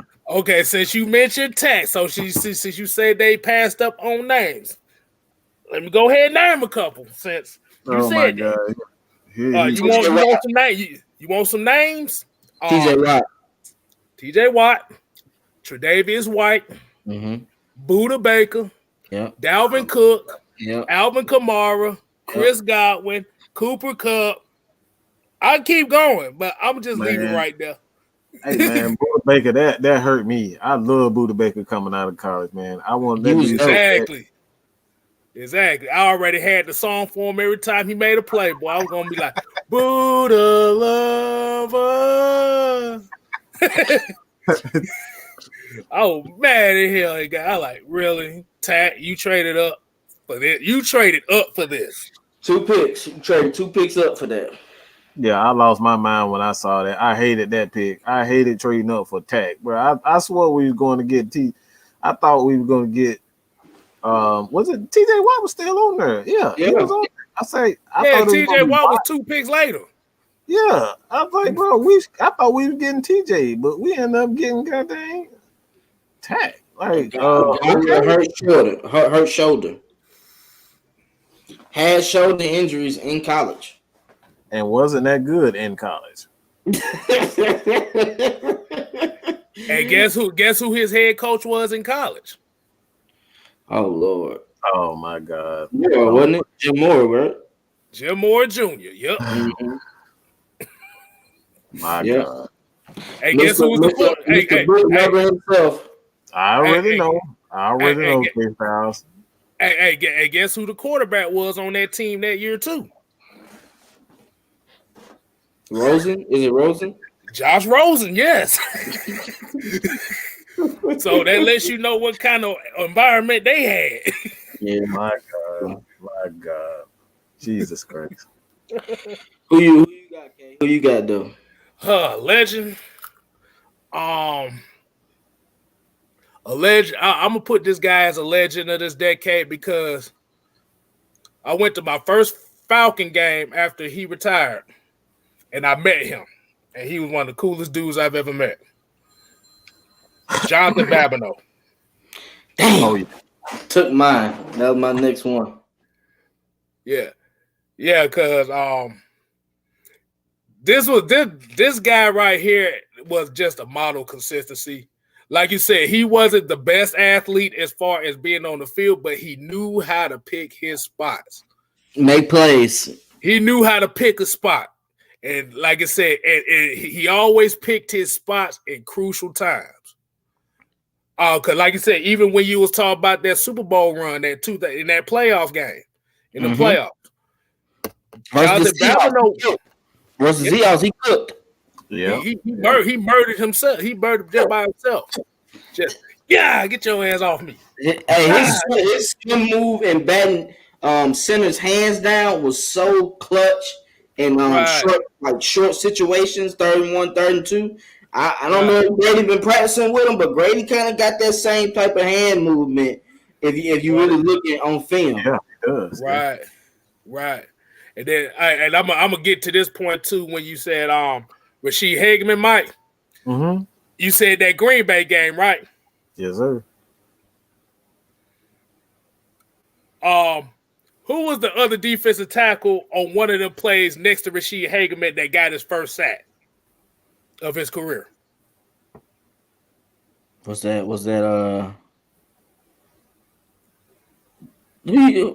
wasn't Sinat, was it?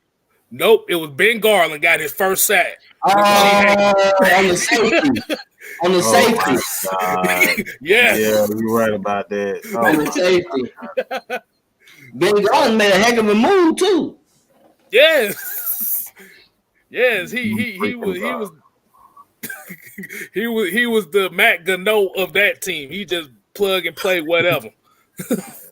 But yeah, Jonathan Babineau, man, it was like you could tell when he was out there that he demanded respect. He demanded his teammates to go out there and do it. He was one of the most underrated aspects of D Block that nobody ever talks about. Nobody gives him, still nobody gives him credit for D Block.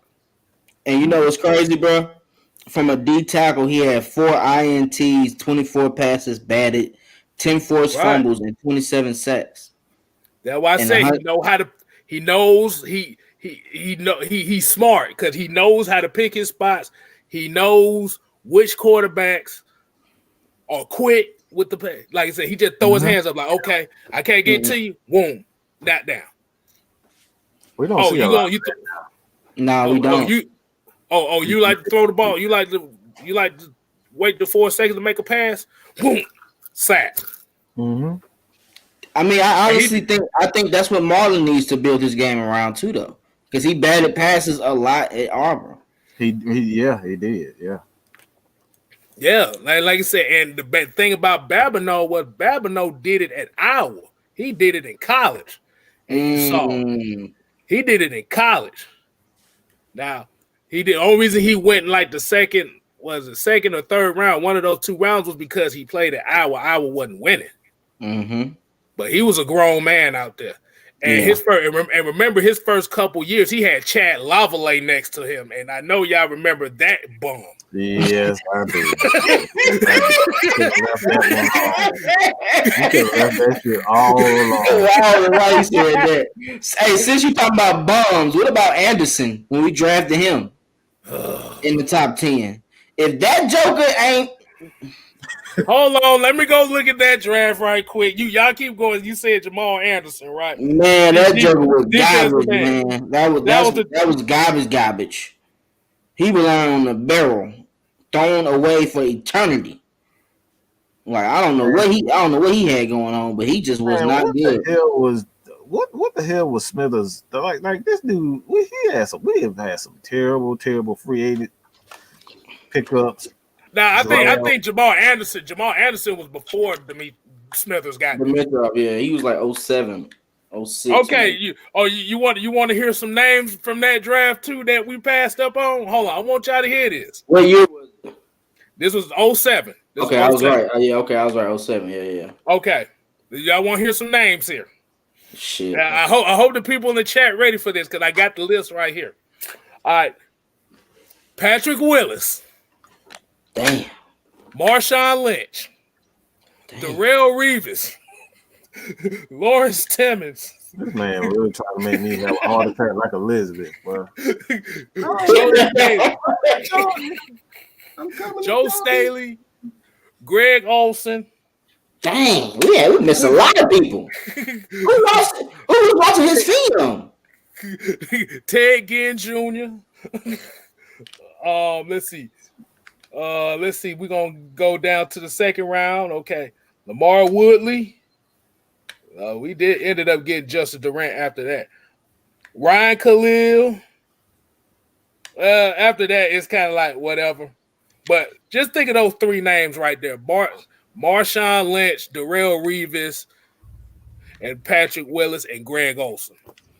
That's tough, bro. And we drafted him high, right? 7th overall. Yeah, that's what I thought. So yeah, that's crazy, bro. If we would have hit one of them people, we would have been doing something in 08, 09, and 2010. Because you know that most of them was in their prime in 2010. Exactly. That you named Joe Staley, bro. Don't forget him. That I did, exactly. Joe Staley is model consistency. I give him credit on that. Jamal Anderson was a model of trash. And what school he came from? I remember he was like a 1-year wonder. Yeah, he was like a 1-year wonder. Because he was a tight end for 2 years, and then they moved him to defensive end. Mm-hmm. And then all of a sudden he just got himself. Mr. Light Skinned Man himself. Man, light skinned. That boy was just straight trash.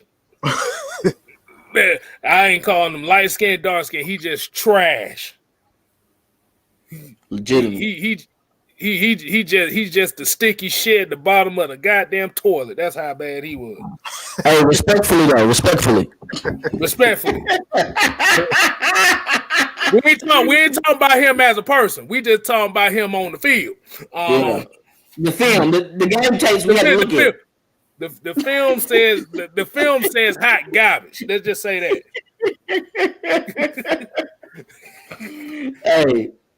Hey, that was a tough pick right there, bro. Then we had a year of we got Prairie Jerry, and he quit after a while. That was a first round bust, to be honest. And he could have been good. He could have been good. I mean, he was a very good pick. That was not a bad pick. It was just they took a chance on a guy that had a knee injury, and that's why I was like, now, like Parade Jerry was a dominant defensive tackle in college. Like that wasn't a bad pick. It's just too bad. Like that, his knee injury was a lot worse than what we feared. That was the biggest problem. But and we got Peters too. We got Corey Peters too 1 year. Yeah. Corey Peters ended up being a very good pick. Like he's still going on to this day. That's a very good pick. So we let him go. Let him go. Yep, let him walk because we wanted. That was 2014, right? Who you talking about? Parade Jerry. No, I think it was earlier than that. It was. Hold up. Was it Julio? I think it was the draft before Julio. It may have been 2010. No, 2010 we got Spoon. Yeah, it was. I think it was somewhere around there. Maybe 09. Oh no, that was Jake Matthews. Yeah, it had to been something earlier like that. Yeah, it had to be because I don't really see it. But yeah, that was really unfortunate. More so than anything, that's just one of those things where they tried to take a chance with somebody that was slipping because of the injury, and it just didn't work out. Right. Hey, Nathan, I'm sorry that I pissed you off on them names. It's been the Falcon way for a while now, and Thomas Dimitrov made it worse. Yeah, it's 09. That's what I figured. 09. Okay. Yeah, we got Jerry. Okay. And he was dominant in college, man, but like you said, that injury kind of fucked him up to where he couldn't be himself in the NFL. That's why I'm looking at saying everybody talking about Zach Wilson. It's like, nah, bro. That man he already had shoulder issues, so I'm good on that one. Y'all can have that. But how y'all feel about John Abraham as a legend? I feel like he's a legend. Like once he came from the Jets, hey man, he turned our defense up. I follow that dude on Facebook, man. That's a real ass dude, man. And that dude, he is thorough. Like in his attitude, where he get at it, he just goes hard and like he's genuine. So if you don't like Abraham, you don't think he's a legend, you need to get off that pipe. Stay off the pipe. No more pipe. No more drinking. You cannot eat Johnny Abraham, bro. Johnny Abraham is the real deal. Hey, he was the Drew Brees stopper for a while too. When he first came with the Atlanta Falcons, man, Drew Brees had a couple bad games versus Abraham. Bruh, John Abraham used to dominate with nobody on the other side. Nobody with goddamn Corey. And they knew. Yeah, you're right. Nobody. I was about to say it, but you're right about nobody. He was nobody on the other side. Yeah, John That's all you Abraham gotta had say. 24 forced fumbles, Neal and 70 sacks. He had to cover up for Keith Brook and can't cover ass. Yeah. Mr. Oh, you talking? Hold on. I know you're not talking about Mr. It's 3rd and 15. I'm gonna play the shortest route in the playoffs in 08. Yes. That was the dumbest thing I ever seen by Keith Brooklyn, bro. That was terrible. And like I said, the bad thing about it was I had to keep Brooklyn jersey because it was the only Falcon jersey I could find at the time. I seen that play, boy. I turned that bitch into I turned that shit into a sleeveless basketball shirt. I said, I'm like, damn. Yo, you wildin', bro. Oh my goodness, y'all. Yeah, man. He said it's a wrap. He said Keith Brooklyn was always overhyped. And Keith Brooklyn, he made some plays, man. It's just when it got down to key moments, he'll get confused and pick the wrong. Like he'll just make the wrong decision every time. See, the problem with Keith Brooklyn was a lot of people don't talk about this, but Chris Draft used to do the dirty work for him to do his thing. Mm-hmm. Yeah. Facts.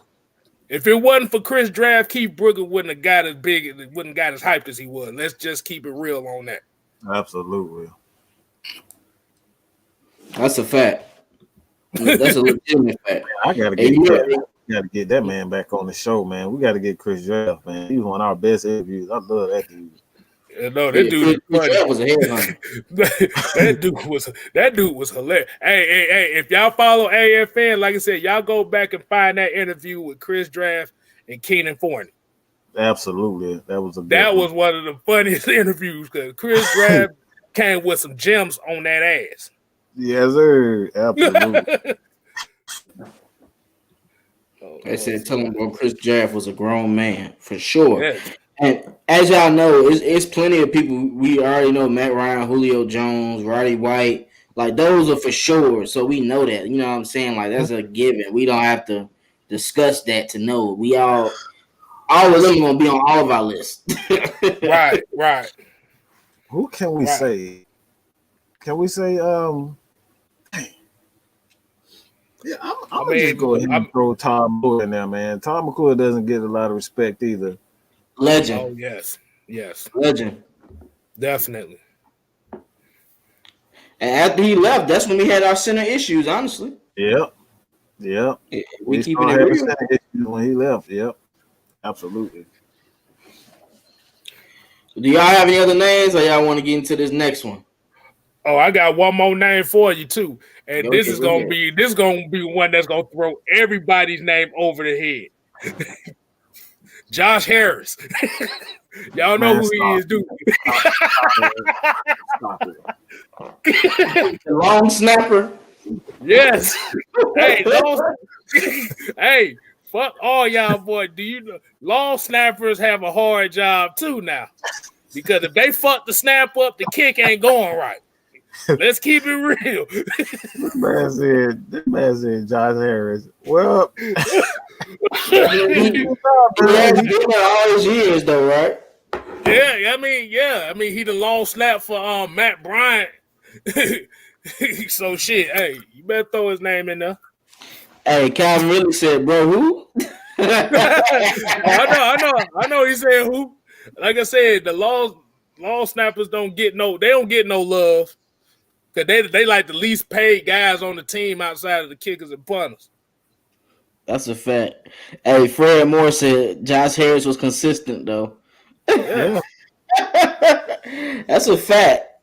Because you have to think about the kick. You got to think kicks. The timing starts with the snap. Mm-hmm.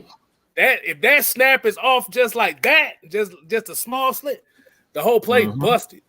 No, that's a fact. That's a key fact, and it's been shown. It's been shown through 2013, 2014 We had a lot of issues with snapping the ball. We had a lot of issues as far as that, and that can make or break your drive. It Right. you get a bad snap and it go 5-6 yards back. You are behind the sticks every time. Exactly. So, like I said, you gotta show love to every aspect of the team. It ain't just about the quarterbacks and wide receiver stuff. You gotta look at the little nuances. Like I said, you gotta look at your punters too. Your punters are important as well. I was about to say Matt Barsha too. It's like towards his end his career, like that dude used to punt. I think he like led the league like a couple of years in a row, like yard error as far as like the punting. Mm-hmm. So he was a great punter.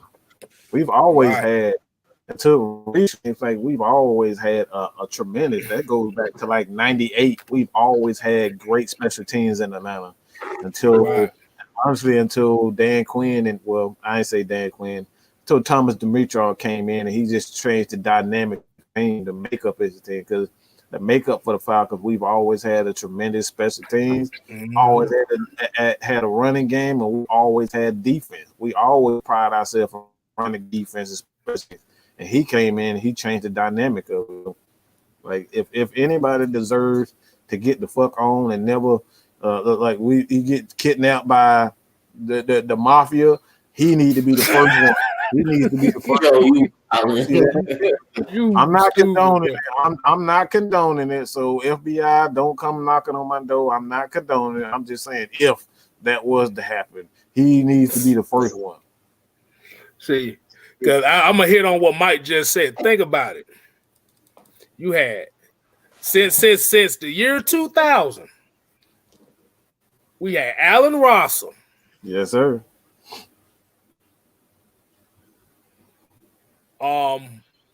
Like I said, we had seen the likes of Devin Hester, like Andre. Like I said, a lot of people don't even know about Andre Roberts was a damn good returner that we had. Good. Yep. We let him go after 1 year. 2017. Exactly. They want to get a man $1 million extra. Like, come on, bro. Like, that's it, man. If I knew John Gotti, man, look. Just a little, dude. I'm just leave it like that. Like I said, I don't need the FBI on me, man. Look, all I'm gonna say is when we let go of Andre Roberts, he was the number one returner the following year in Detroit. Let him go. Just didn't want to get a man $1 million extra. Come on, bro. Come on. But we had more time with Eric Weems than anybody else. We had this. We seen this more than anything else. And Reggie, please don't say Chris Owens because he disgraced the sacred number 21. And while you talking about that answered that question up there now. That was Chris Owens and Franks. We had Brent Grimes was hurt that year. He got hurt towards the end of the year. Oh my God. Chris Owens disgraced the number 21. Definitely. He did. I thought he better being a punt returner or something too.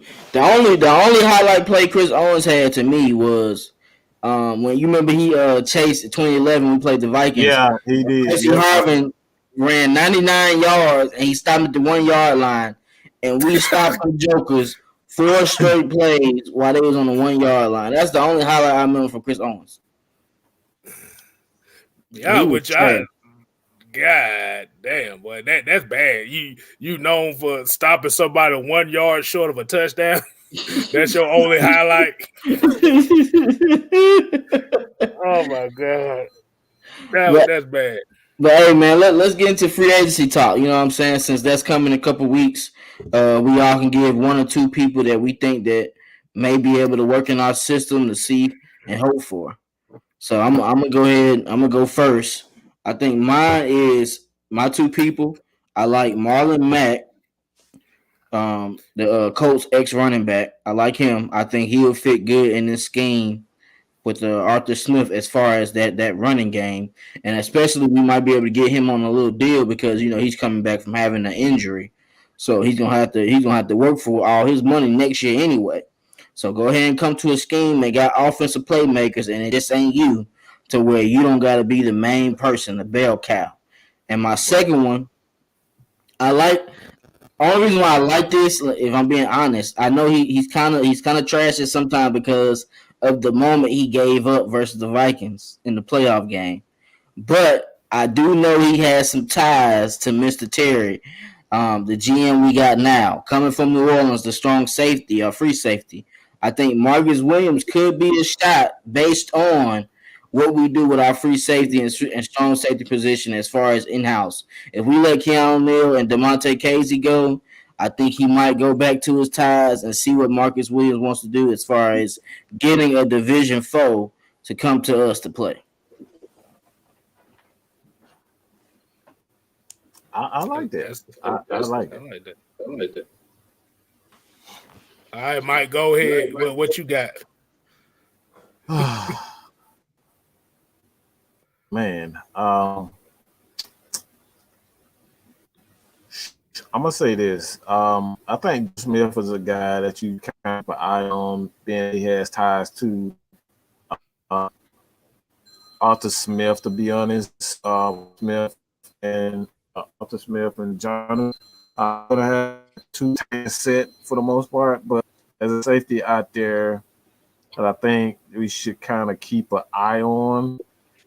And I would Leonard Floyd, but I don't trust anybody playing against next side of Aaron Donald. I don't want to go up.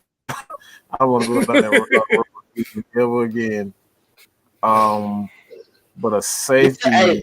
It's something about the Rams, bro. Every time we get a free agent for the Rams, they bust on us. Every time. Dang.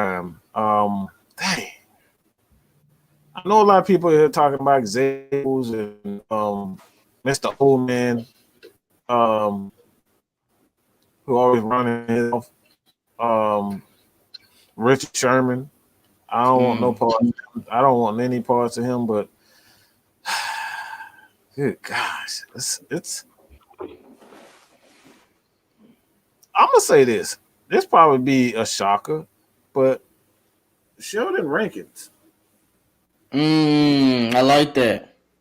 Ties to the Saints, and he's only 27-year-old. Yeah, he has Achilles injuries, but you can get a roommate next to Grady Jarrett who can rush the passer. You draft and you draft a guy who can be that nose tackle. It's like nose tackle. All you have to honestly know how to do is just beat team and take on double teams to be that point.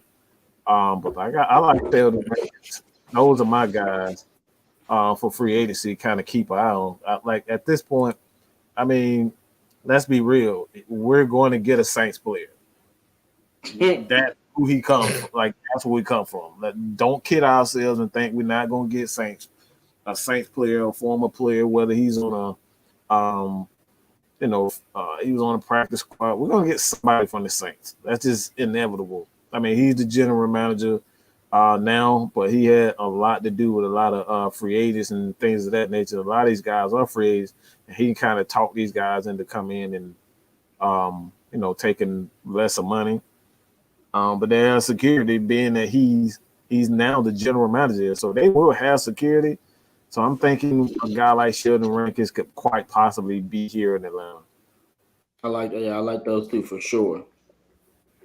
Yes, because I'm actually looking at the free agency list right now, and I know one name I saw on here that I kind of get with Mike on the defensive line, as he said with Sheldon Rankins, but Jarrell Casey, I've already said that before, but we're gonna do we're doing a completely different thing this time. Right. I want snacks. Anybody named Snacks is good with me. He's a space eater. That's what this defense needs, is a space eater. They really do. Is Snacks. Yeah. That sounds so damn typical. But there's another underrated name. I'm looking at this list right now, and I say Reuben Foster. Mm. Ooh, I like I say that. Reuben Foster. You move Fourier to the outside. Let Reuben Foster take that inside with Dion. There you go. That could be Dion's workhorse guy that he can flow off of. I like that one. And he'll still have Fourier, and Fourier can still rush off the side, because, like y'all said, when Fourier was in pass rush situations last year, he looked better than damn near all our pass rushers. All right. Let's be real. Mm-hmm. So I definitely look at Reuben Foster. I like that. Hey, one person we didn't bring up is Leonard Williams, though. How y'all feel about him? He's Too a free agent expensive. for the. Yeah, he is too expensive. Yeah. So I love him next to Grady Jarrett. I think they'll be. That would be monstrous, bro. We ain't got no damn money, man. We still eating those what the noodles called? KSTYLZ? Where they at? Man, hold on. Let me go ahead and pull them out right quick. Where they at, though? This is what we got right here. That's what we at. Man. That's what we got there. That's all we can afford. That's all we can afford. That's it. You gotta call straight to spade. Yeah, because I about to say, if we had money, I'd say get Justin Simmons. If we had the money. Oh, They free agent tagged him. I mean, they what's called them? They tagged him. They tagged him. They tagged him. Mm-hmm. Yeah, they tagged him. So much for that. So much for that damn dream. That'd be crazy. Yeah, because I'm looking at the top of this list. Actually, this year. Oh, yeah. Nah, I can't do that because he's kind of up there in age. I was gonna say Melvin Ingram, but yeah, I forgot he's up there in age too. Oh, he like 33. About 32, 33. He got 3 more years though. He a rusher. But yeah, we balling on the budget, bro. He's going to demand money. So like I said, I'm gonna stick with Snacks Harrison and Reuben Foster. That's my two, and I'm sticking with it. That's what I'm sticking to.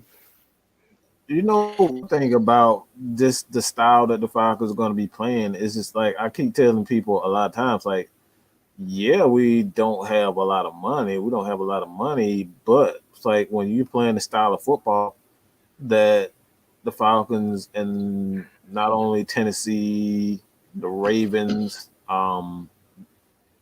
you can say Steelers to a degree, but they run it's a heavy defensive rotation. It's physical football. And when you're playing that physical style of football, you don't need a lot of, skill players. You just get big, nasty guys that can play the trenches. They can play the run. They can stop the run. They can tackle well.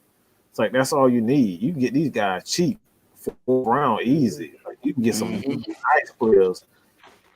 Even offensive linemen. You can get these offensive linemen real cheap. And like even in free agency, those guys are very good players.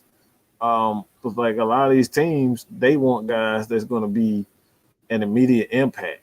But sometimes when you playing that, that run the ball, play action style, you don't really need like look, we just name a bunch of players like Jonathan Bamino. We got him in the 2nd round, bro. Yeah, 2nd round. We got Adrian Claiborne. The dude wasn't even like we got him for cheap. He was one of our main guys in doing the Super Bowl run. So it's like, look, you don't need to spend a lot of money for quality players. You just got to find those quality players, give them a nice deal, draft well, and stick to that scheme. We don't stick to that scheme. Yeah, that's a big concern from us, man. Oh, here's some other names too that I looked at that might be very interesting too, and they kind of stick to the same positions that I'm talking about.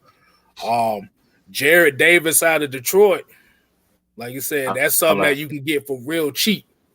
Mm-hmm. But like I said, he can be a very productive inside linebacker. Like I said, Dion just needs somebody to let him run free. Juke Talk Sports in the building. What's going What's on? good, Juke? What's good? And Maurice Amy, yes, Snacks is a 3-4 nose tackle. That's what he do. That's why they nickname him Snacks, because he's eating every time. And if we being honest, man, Snacks pretty much looks good in every team he's went to. Exactly. That defense looks good every time. Exactly. Yo, they crazy. They said do-rag Jew.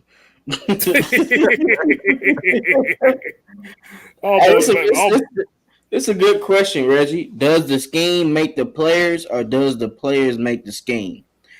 See, it depends on what area you're talking about. In high school, it's the players. College, it's the players. In the NFL, the scheme makes the players, man. Because these are all athletes that's been doing it for a long time. Exactly. To get on this type of platform to the NFL, it takes more than just skill. You got to be able to read that playbook, player. That scheme matters, especially on the defensive side of the ball. People think that, if they're fast and they can hit, they'll make plays. Nah, it ain't that simple, man. If you don't break down before you tackle, it's going to be hard to make a tackle. Like, come on, man. People got to understand that scheme matters a lot. Well, you said go ahead. My bad, man. I about to say, it would be some fucked up shit if the Falcons get Nicole Roby Coleman. You talking about Mr. guy who stopped the Super Bowl? You need to stop, bro. You need to stop. Don't. That'd be so fucked up right now. Man, Terry ain't gonna pick that guy up, bro.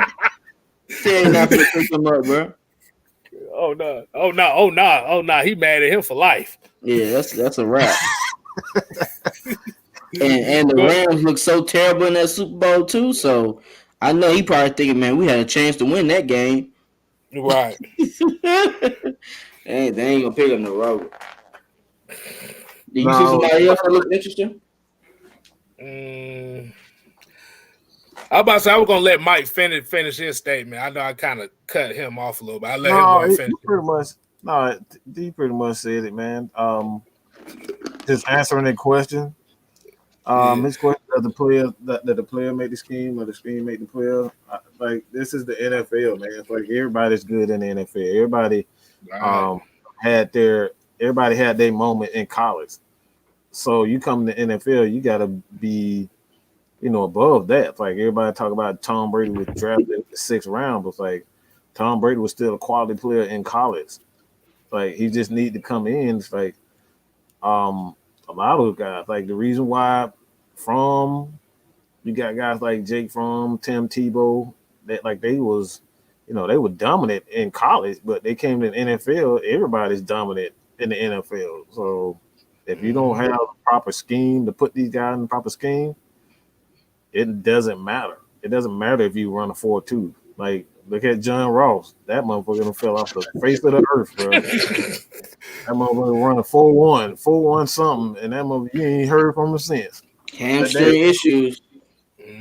Hey, don't forget the other guy that ran the 4-1-9-2, Mr. Dree Archer himself.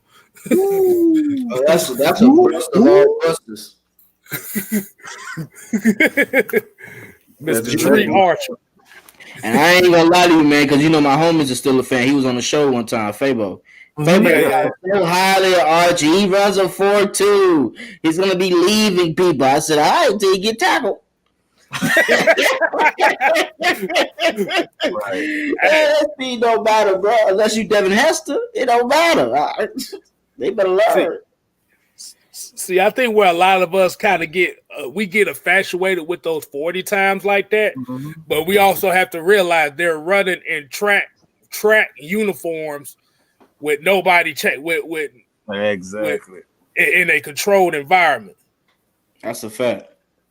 Like I said, we can name some 4-2 guys that were fast as hell, but ain't amount to shit. Like you said one of them in John Ross. Chris trash. Chris Owens. Go ahead. Definitely Chris Owens. Definitely. Chris Owens, yes, that's another one. I know you remember Troy Williamson. I know you remember that name. Don't he play for the Raiders? Nah, he was the one that got drafted with the Minnesota. Vikings because he was supposed to. Oh, okay, yeah. Bust. Yeah, he was supposed to be the replacement for Randy Moss. No such thing. He ran like a 4.29 or something like that, and couldn't amount to nothing. So, hey, like I said, like basically is going to the question here. Like I said, the game is won in the film room. The game is won in practice. The game, like I said, the game is won Monday through Friday. That's where your game's winning. Talk spicy, K. Sunday is just a combination of what you did Monday through Friday. Absolutely. That's what makes the NFL. That's why they say the NFL, like I say, anybody can goddamn get it in the NFL because you got to be able to do it in the film room. You got to know the plays. You got to know the cadences. You got to know all that. Like, it's mental. It's all up here. It's 90% mental. How the defense or offense plans to attack. What's the first 15 plays you starting out with? You got to remember the first 15. Yeah. And after that 15, you basically freestyling from there. Hey, football is about timing, man. And just being an athlete ain't gonna help you unless you're Julio Jones, of course. But Julio Jones I think he's so different, man, because he knows the game itself. Like, he's one of them type of players that can teach it to you and play it. Not too many players can do that. What I always say Julio Jones is, he is the Professor Xavier of everything. He can get in everybody's. All he needs to do is look at your toes, look at your feet, look at your shoulder, look at your equipment, and look at your eyes with the body language. Like, he knows you better than you know yourself, and that allows him to beat everybody. Because, like, look, the man, Patrick Peterson, is without a doubt a Hall of Famer. Nobody can say this man is not a Hall of Famer. He made Patrick Peterson look like a rookie. A baby. Like, the dude had 200 and something yards on one of the greatest cornerbacks in the history of the game. Don't forget Nnamdi Asomugha in 2012 versus the Eagles. Oh, man. Oh, look at Kstlyz. Hey, Nnamdi went on a streak of where he was like the top 3 for like 3-4 years. I'm sorry. Hold on. Go ahead, man. Hold on. Y'all gonna make me rant, okay? If I see another motherfucker say DK Metcalf is the new Julio Jones, I'm gonna slap the living shit out of you. When I see y'all, like, stop, okay? That man is not Julio Jones. Just because he big like him and he can run fast and he chase somebody down like every other receiver in the game has done that. You seen him plenty of receivers chase somebody down. I seen Roddy White chase somebody down from behind before. Versus the 49ers. Come on, bro. Like, he's not Julio. Like just because he looked like him, like, come on, stop trying to compare Julio as an alien, bro. This motherfucker had 300 yards and he looked like he wasn't getting tired. 300 yards in the game and he looked like he wasn't getting tired. He could have kept going. Stop it. 259 yards in the snow in Green Bay and still sat out a lot of plays. Come on, bro. Stop. Could have had 300. This dude said DK Metcalf is the next David Boston. Y'all wildin'. Wow. Y'all wildin', bro. That's crazy. See, the thing with Julio is a tactician. He's a technician out there, bro. DK, see, right now, DK is just working on his freak of nature ass ability right now. That's it. Yeah, that's what. But like I said, because once he gets to year 4, if his technique ain't getting, if his technique don't show, he's gonna start regressing real quick. Yeah. But that kind of showed though when he plays versus impact players as far as corners. He don't versus Jalen Ramsey. Jalen Ramsey, Jalen Ramsey. Yeah, because at the end of the day, see, the one thing that I say with DK Metcalf, DK Metcalf got certain tendencies that gives away his routes. Because because he's so used to using his athletic. He's just used to using his big body and athletic ability. And that's what Jalen Ramsey said. That's what a lot of the top corners will say is, like I said, he will give away his routes before he even run them. Julio is not, you don't know what the hell he's going to run. No, you don't. See, Xavier Rhodes was one of the only corners in the NFL to really give Julio pause because he catches that little microscopic thing that Julio does that we don't see. And all he was basically saying that he just sped up his running. Like all he said, he called on to Julio coming out of the huddle. Like that's the only thing he caught. Like he didn't catch, the minor details of his route running. He just said when Julio come out of the huddle, he speeds up just a little bit because he know he's getting the ball. But like even that still doesn't matter because you still gotta deal with the dude because he's 6'3", 200 and something. Like you still gotta get him. But Xavier kind of faced Julio most times when he was injured though. Right, exactly. Right. He never saw Julio full speed like Patrick Peterson and Nandi and those type of players. Because even Jalen Ramsey, if it wasn't for Matt Ryan and them damn Aaron Donald sacking him every time, Jalen Ramsey was fooled 2 years ago. He was open multiple times, and it looked like Julio was just jogging. In all honesty, it looked like he was going full speed. I haven't seen Julio go full speed in a while. Like he purely beats people off routes nowadays. Like it's rare he uses his speed anymore. You remember when I kept telling people, I've said this over and over again. I don't want Julio playing every single down anymore. Nah, I don't want him because why? You have to preserve yourself, and being one of the top receivers in the game, you start to learn that you don't have to go 100 all the time. All you got to do is get open. That's the name of the game.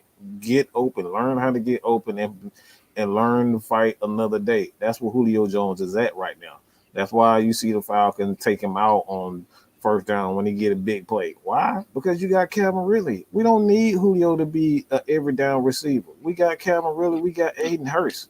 We got a good offensive line. We don't need those guys to be the guy because, like, one thing we do know is that these contracts are getting bigger, which means you're going to have to learn how to preserve these big-time players like Patrick Mahomes, Tyreek Hill, instead of wearing these guys out. Like, you looking at Dallas right now, like, they don't wear the hell out of Zeke. Zeke ain't even the same player. So it's like, look, man, you got to learn how to protect these players.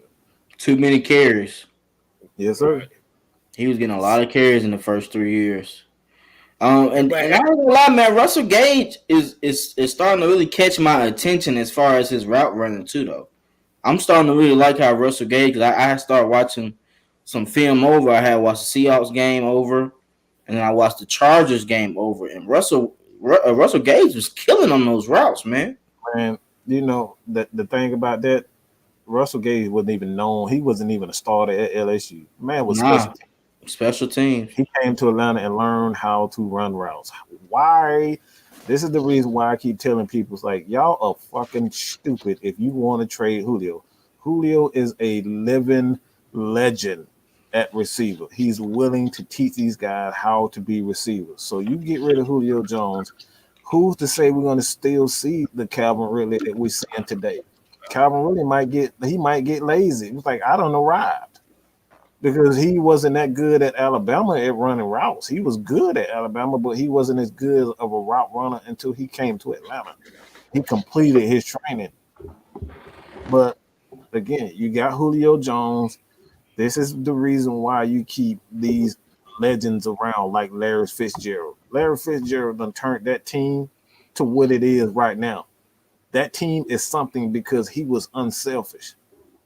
He wasn't selfish. That's the reason why Arizona is in the place it is right now. That man could have easily gone somewhere and got him $20 million off the rip.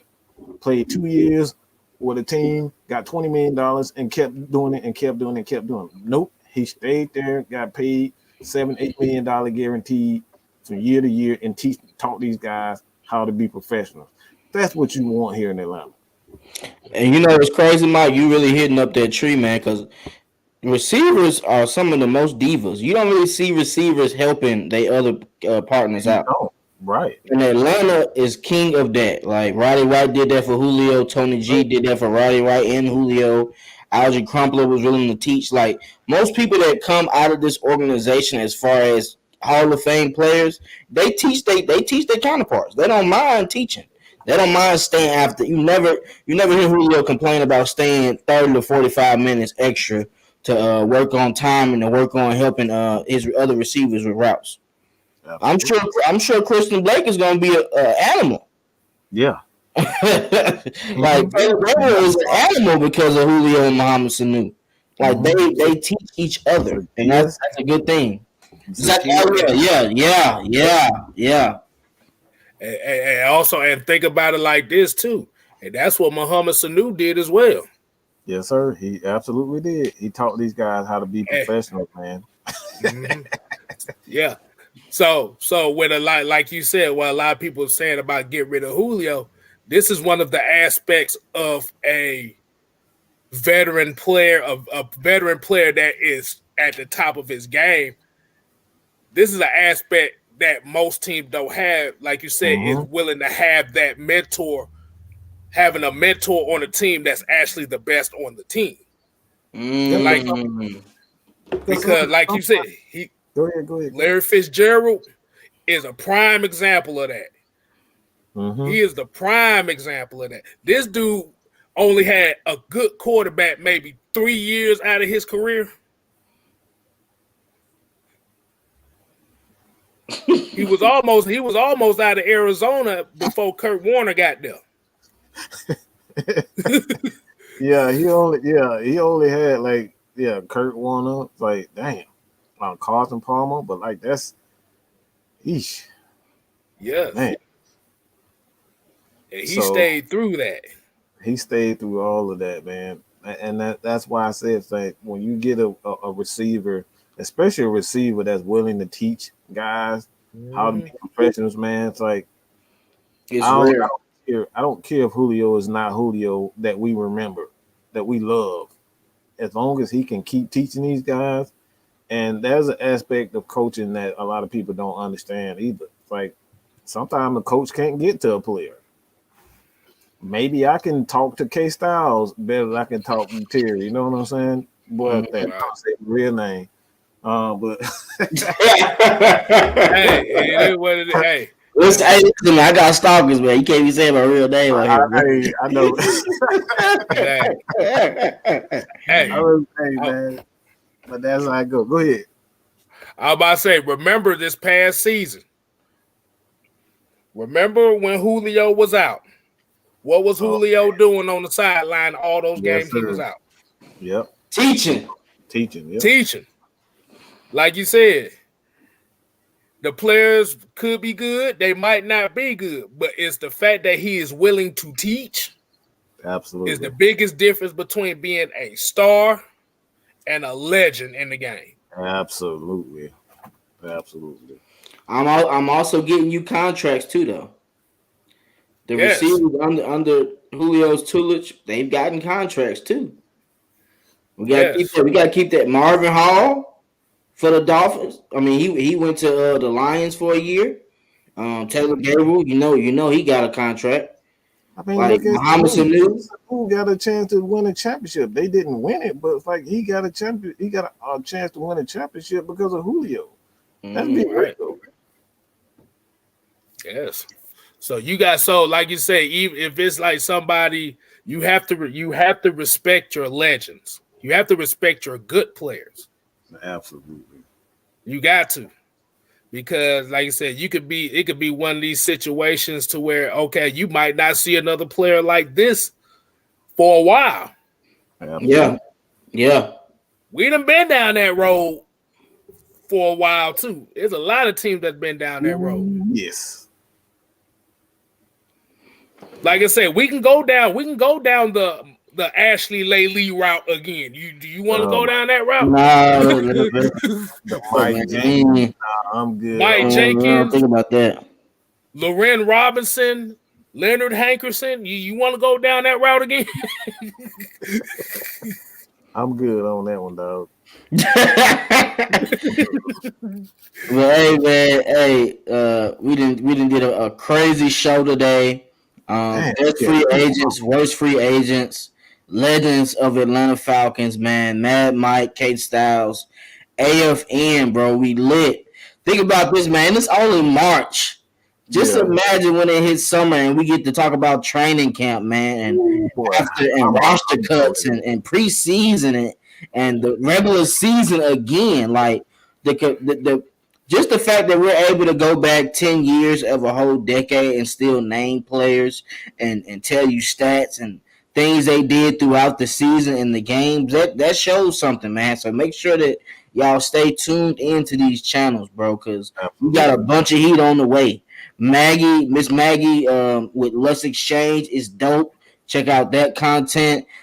Jew Talk Sports, the man with a plan. If you need knowledge, go to him. Kstlyz. If you want the pictures, you want the honesty, the pure honesty, come to Kstlyz. Mad Mike. Mad Mike is not just known for rants, guys. He knows film breakdown. He knows players' position. He knows coaching, draft, all that. So make sure y'all stay in tune to the AFN channel. I appreciate the platform. I appreciate all the followers that stayed in tune for these whole 2 hours and 10 minutes. Like, we did a whole show here, man. So stay locked in. And also make sure you subscribe to my channel, Twisted Torch TV. I just dropped 2 videos this week. Check those out. I appreciate all y'all, man. And show love on this Saturday night. Appreciate y'all. Y'all got anything y'all want to say? All right, I'm gonna go ahead and say appreciate everybody out here. Just make sure you follow your boy Just Kstlyz and Atlanta Falcon Nation. I am Just Kstlyz. Yes, that's the whole thing. You have to say the whole thing. I'm on the road to 1,000 myself. I got about 815 more subscribers to go for that. So that's gonna take a while, but like I said, I'm trying. I'm just doing this thing just to entertain not only y'all, but to entertain ourselves, because this is therapy for us. Absolutely. Especially when it be in the off season. Yeah. And Reggie said, "Are we doing any coverage on the fan control football league?" No. I'm like, I don't think. I'm not gonna do it. I'm like I said. Sober.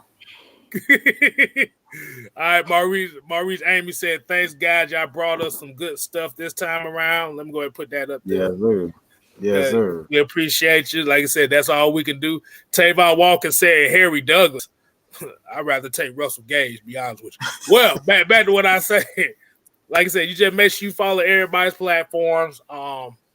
We appreciate, T, we appreciate you bringing us on, man, because, I love talking football. I like it. You brought back a lot of memories today. I'll tell you that much. Good and bad. Exactly. Mostly bad, but some good ones, too. So, yeah, that's just at Just Kstlyz. Like I said, y'all just follow. Like I said, I do Falcons. Try to do Hawks. I just do a bunch of I just do some random stuff. At the end of the day, I just got to make somebody laugh at least. If I make one person laugh, I did my job. Absolutely. Yes. Hey, and man, y'all already know what to do. If you have not already, please head over to Atlanta Falcons Nation. Hit that subscribe button over there. Our quest to 1,000. Man, I can't wait to really get to the season, man. We already like y'all stay with us regardless of the fact, man. And that right there in itself just showed not only that you recognize real, and a lot of these people out here, they claim to be real Falcon fans, but they still, I haven't seen a video on their channel in a long time. We're talking about a long time. And then when they drop a video, they talking about Justin Fields every other video and 2 other videos. I want to sign Justin Fields in free agents. I want to draft Justin Fields as a free agent. I want to have a coach from Georgia so he can have a relationship with goddamn Justin Fields. Like they want to put his mama on the team. They want to put his sister on the team. They want to put everybody on. Justin Fields, Justin Fields, Justin Fields, Justin Fields. All right, you're not gonna get that here. You're gonna get everything. You're gonna get real football. You're gonna get real entertainment. And like I said, man, enough with these goddamn narratives. If it happens, it happens. But I'm tired of talking about Justin fucking Fields. Okay, let's play some real football. All right, let's get to some real football talk and get down to this drive. The free agency come, but go ahead and hit that subscribe button, man. I'm with that shit today. I'm with it. I've been on it for a minute. All right, I've been on it for a minute. I don't know how long it's gonna last because I might get in trouble, but just enjoy the randomness for me right now. Just for right now. Hey man, nah, I ain't gonna lie to you, Mike. You getting us through our days on these rants, bro. Cause Twitter be going kind of crazy, man. Twitter's going a little bit crazy, bro. Like, hey, all you Falcons fans, we gotta chill on these lies, bro. If it happens, it happens. Like Mike said, bro. We're not looking for it, but if it happens, but we all know they will be sitting for 1 year if it does happen. 2 years, and like no one's coming in and starting. So I don't know why y'all just. Get your hands out your head thinking it's gonna happen like that, bro. We don't know what's gonna happen. Yeah, I have no idea about it. I don't know. It could like I said, man. I'm not against any change. That one thing I don't really care about. Like everything come to a change. The man been here 13 years. It could very well be coming to an end next year, this year. I don't know. We don't know. So I'm just gonna enjoy the moment. But I'm just tired of talking about one player. We got a whole 53-man roster. One player ain't gonna change what we got here. So with that being said, man, y'all go and hit that subscribe button. Hey man, that's all I got to say about that, man. And I'm out. Appreciate y'all, man. Appreciate the AFN family. Appreciate all the fans that locked into us on Saturday night, man. Hey, if you didn't get a chance to watch the show, run it back. Hit the like button, hit the subscribe button, man. Shouts out to y'all, bro. We fans and y'all fans as well. Fans of fans, bro. Appreciate y'all. Twisted Torch TV, AFN, we out. Peace.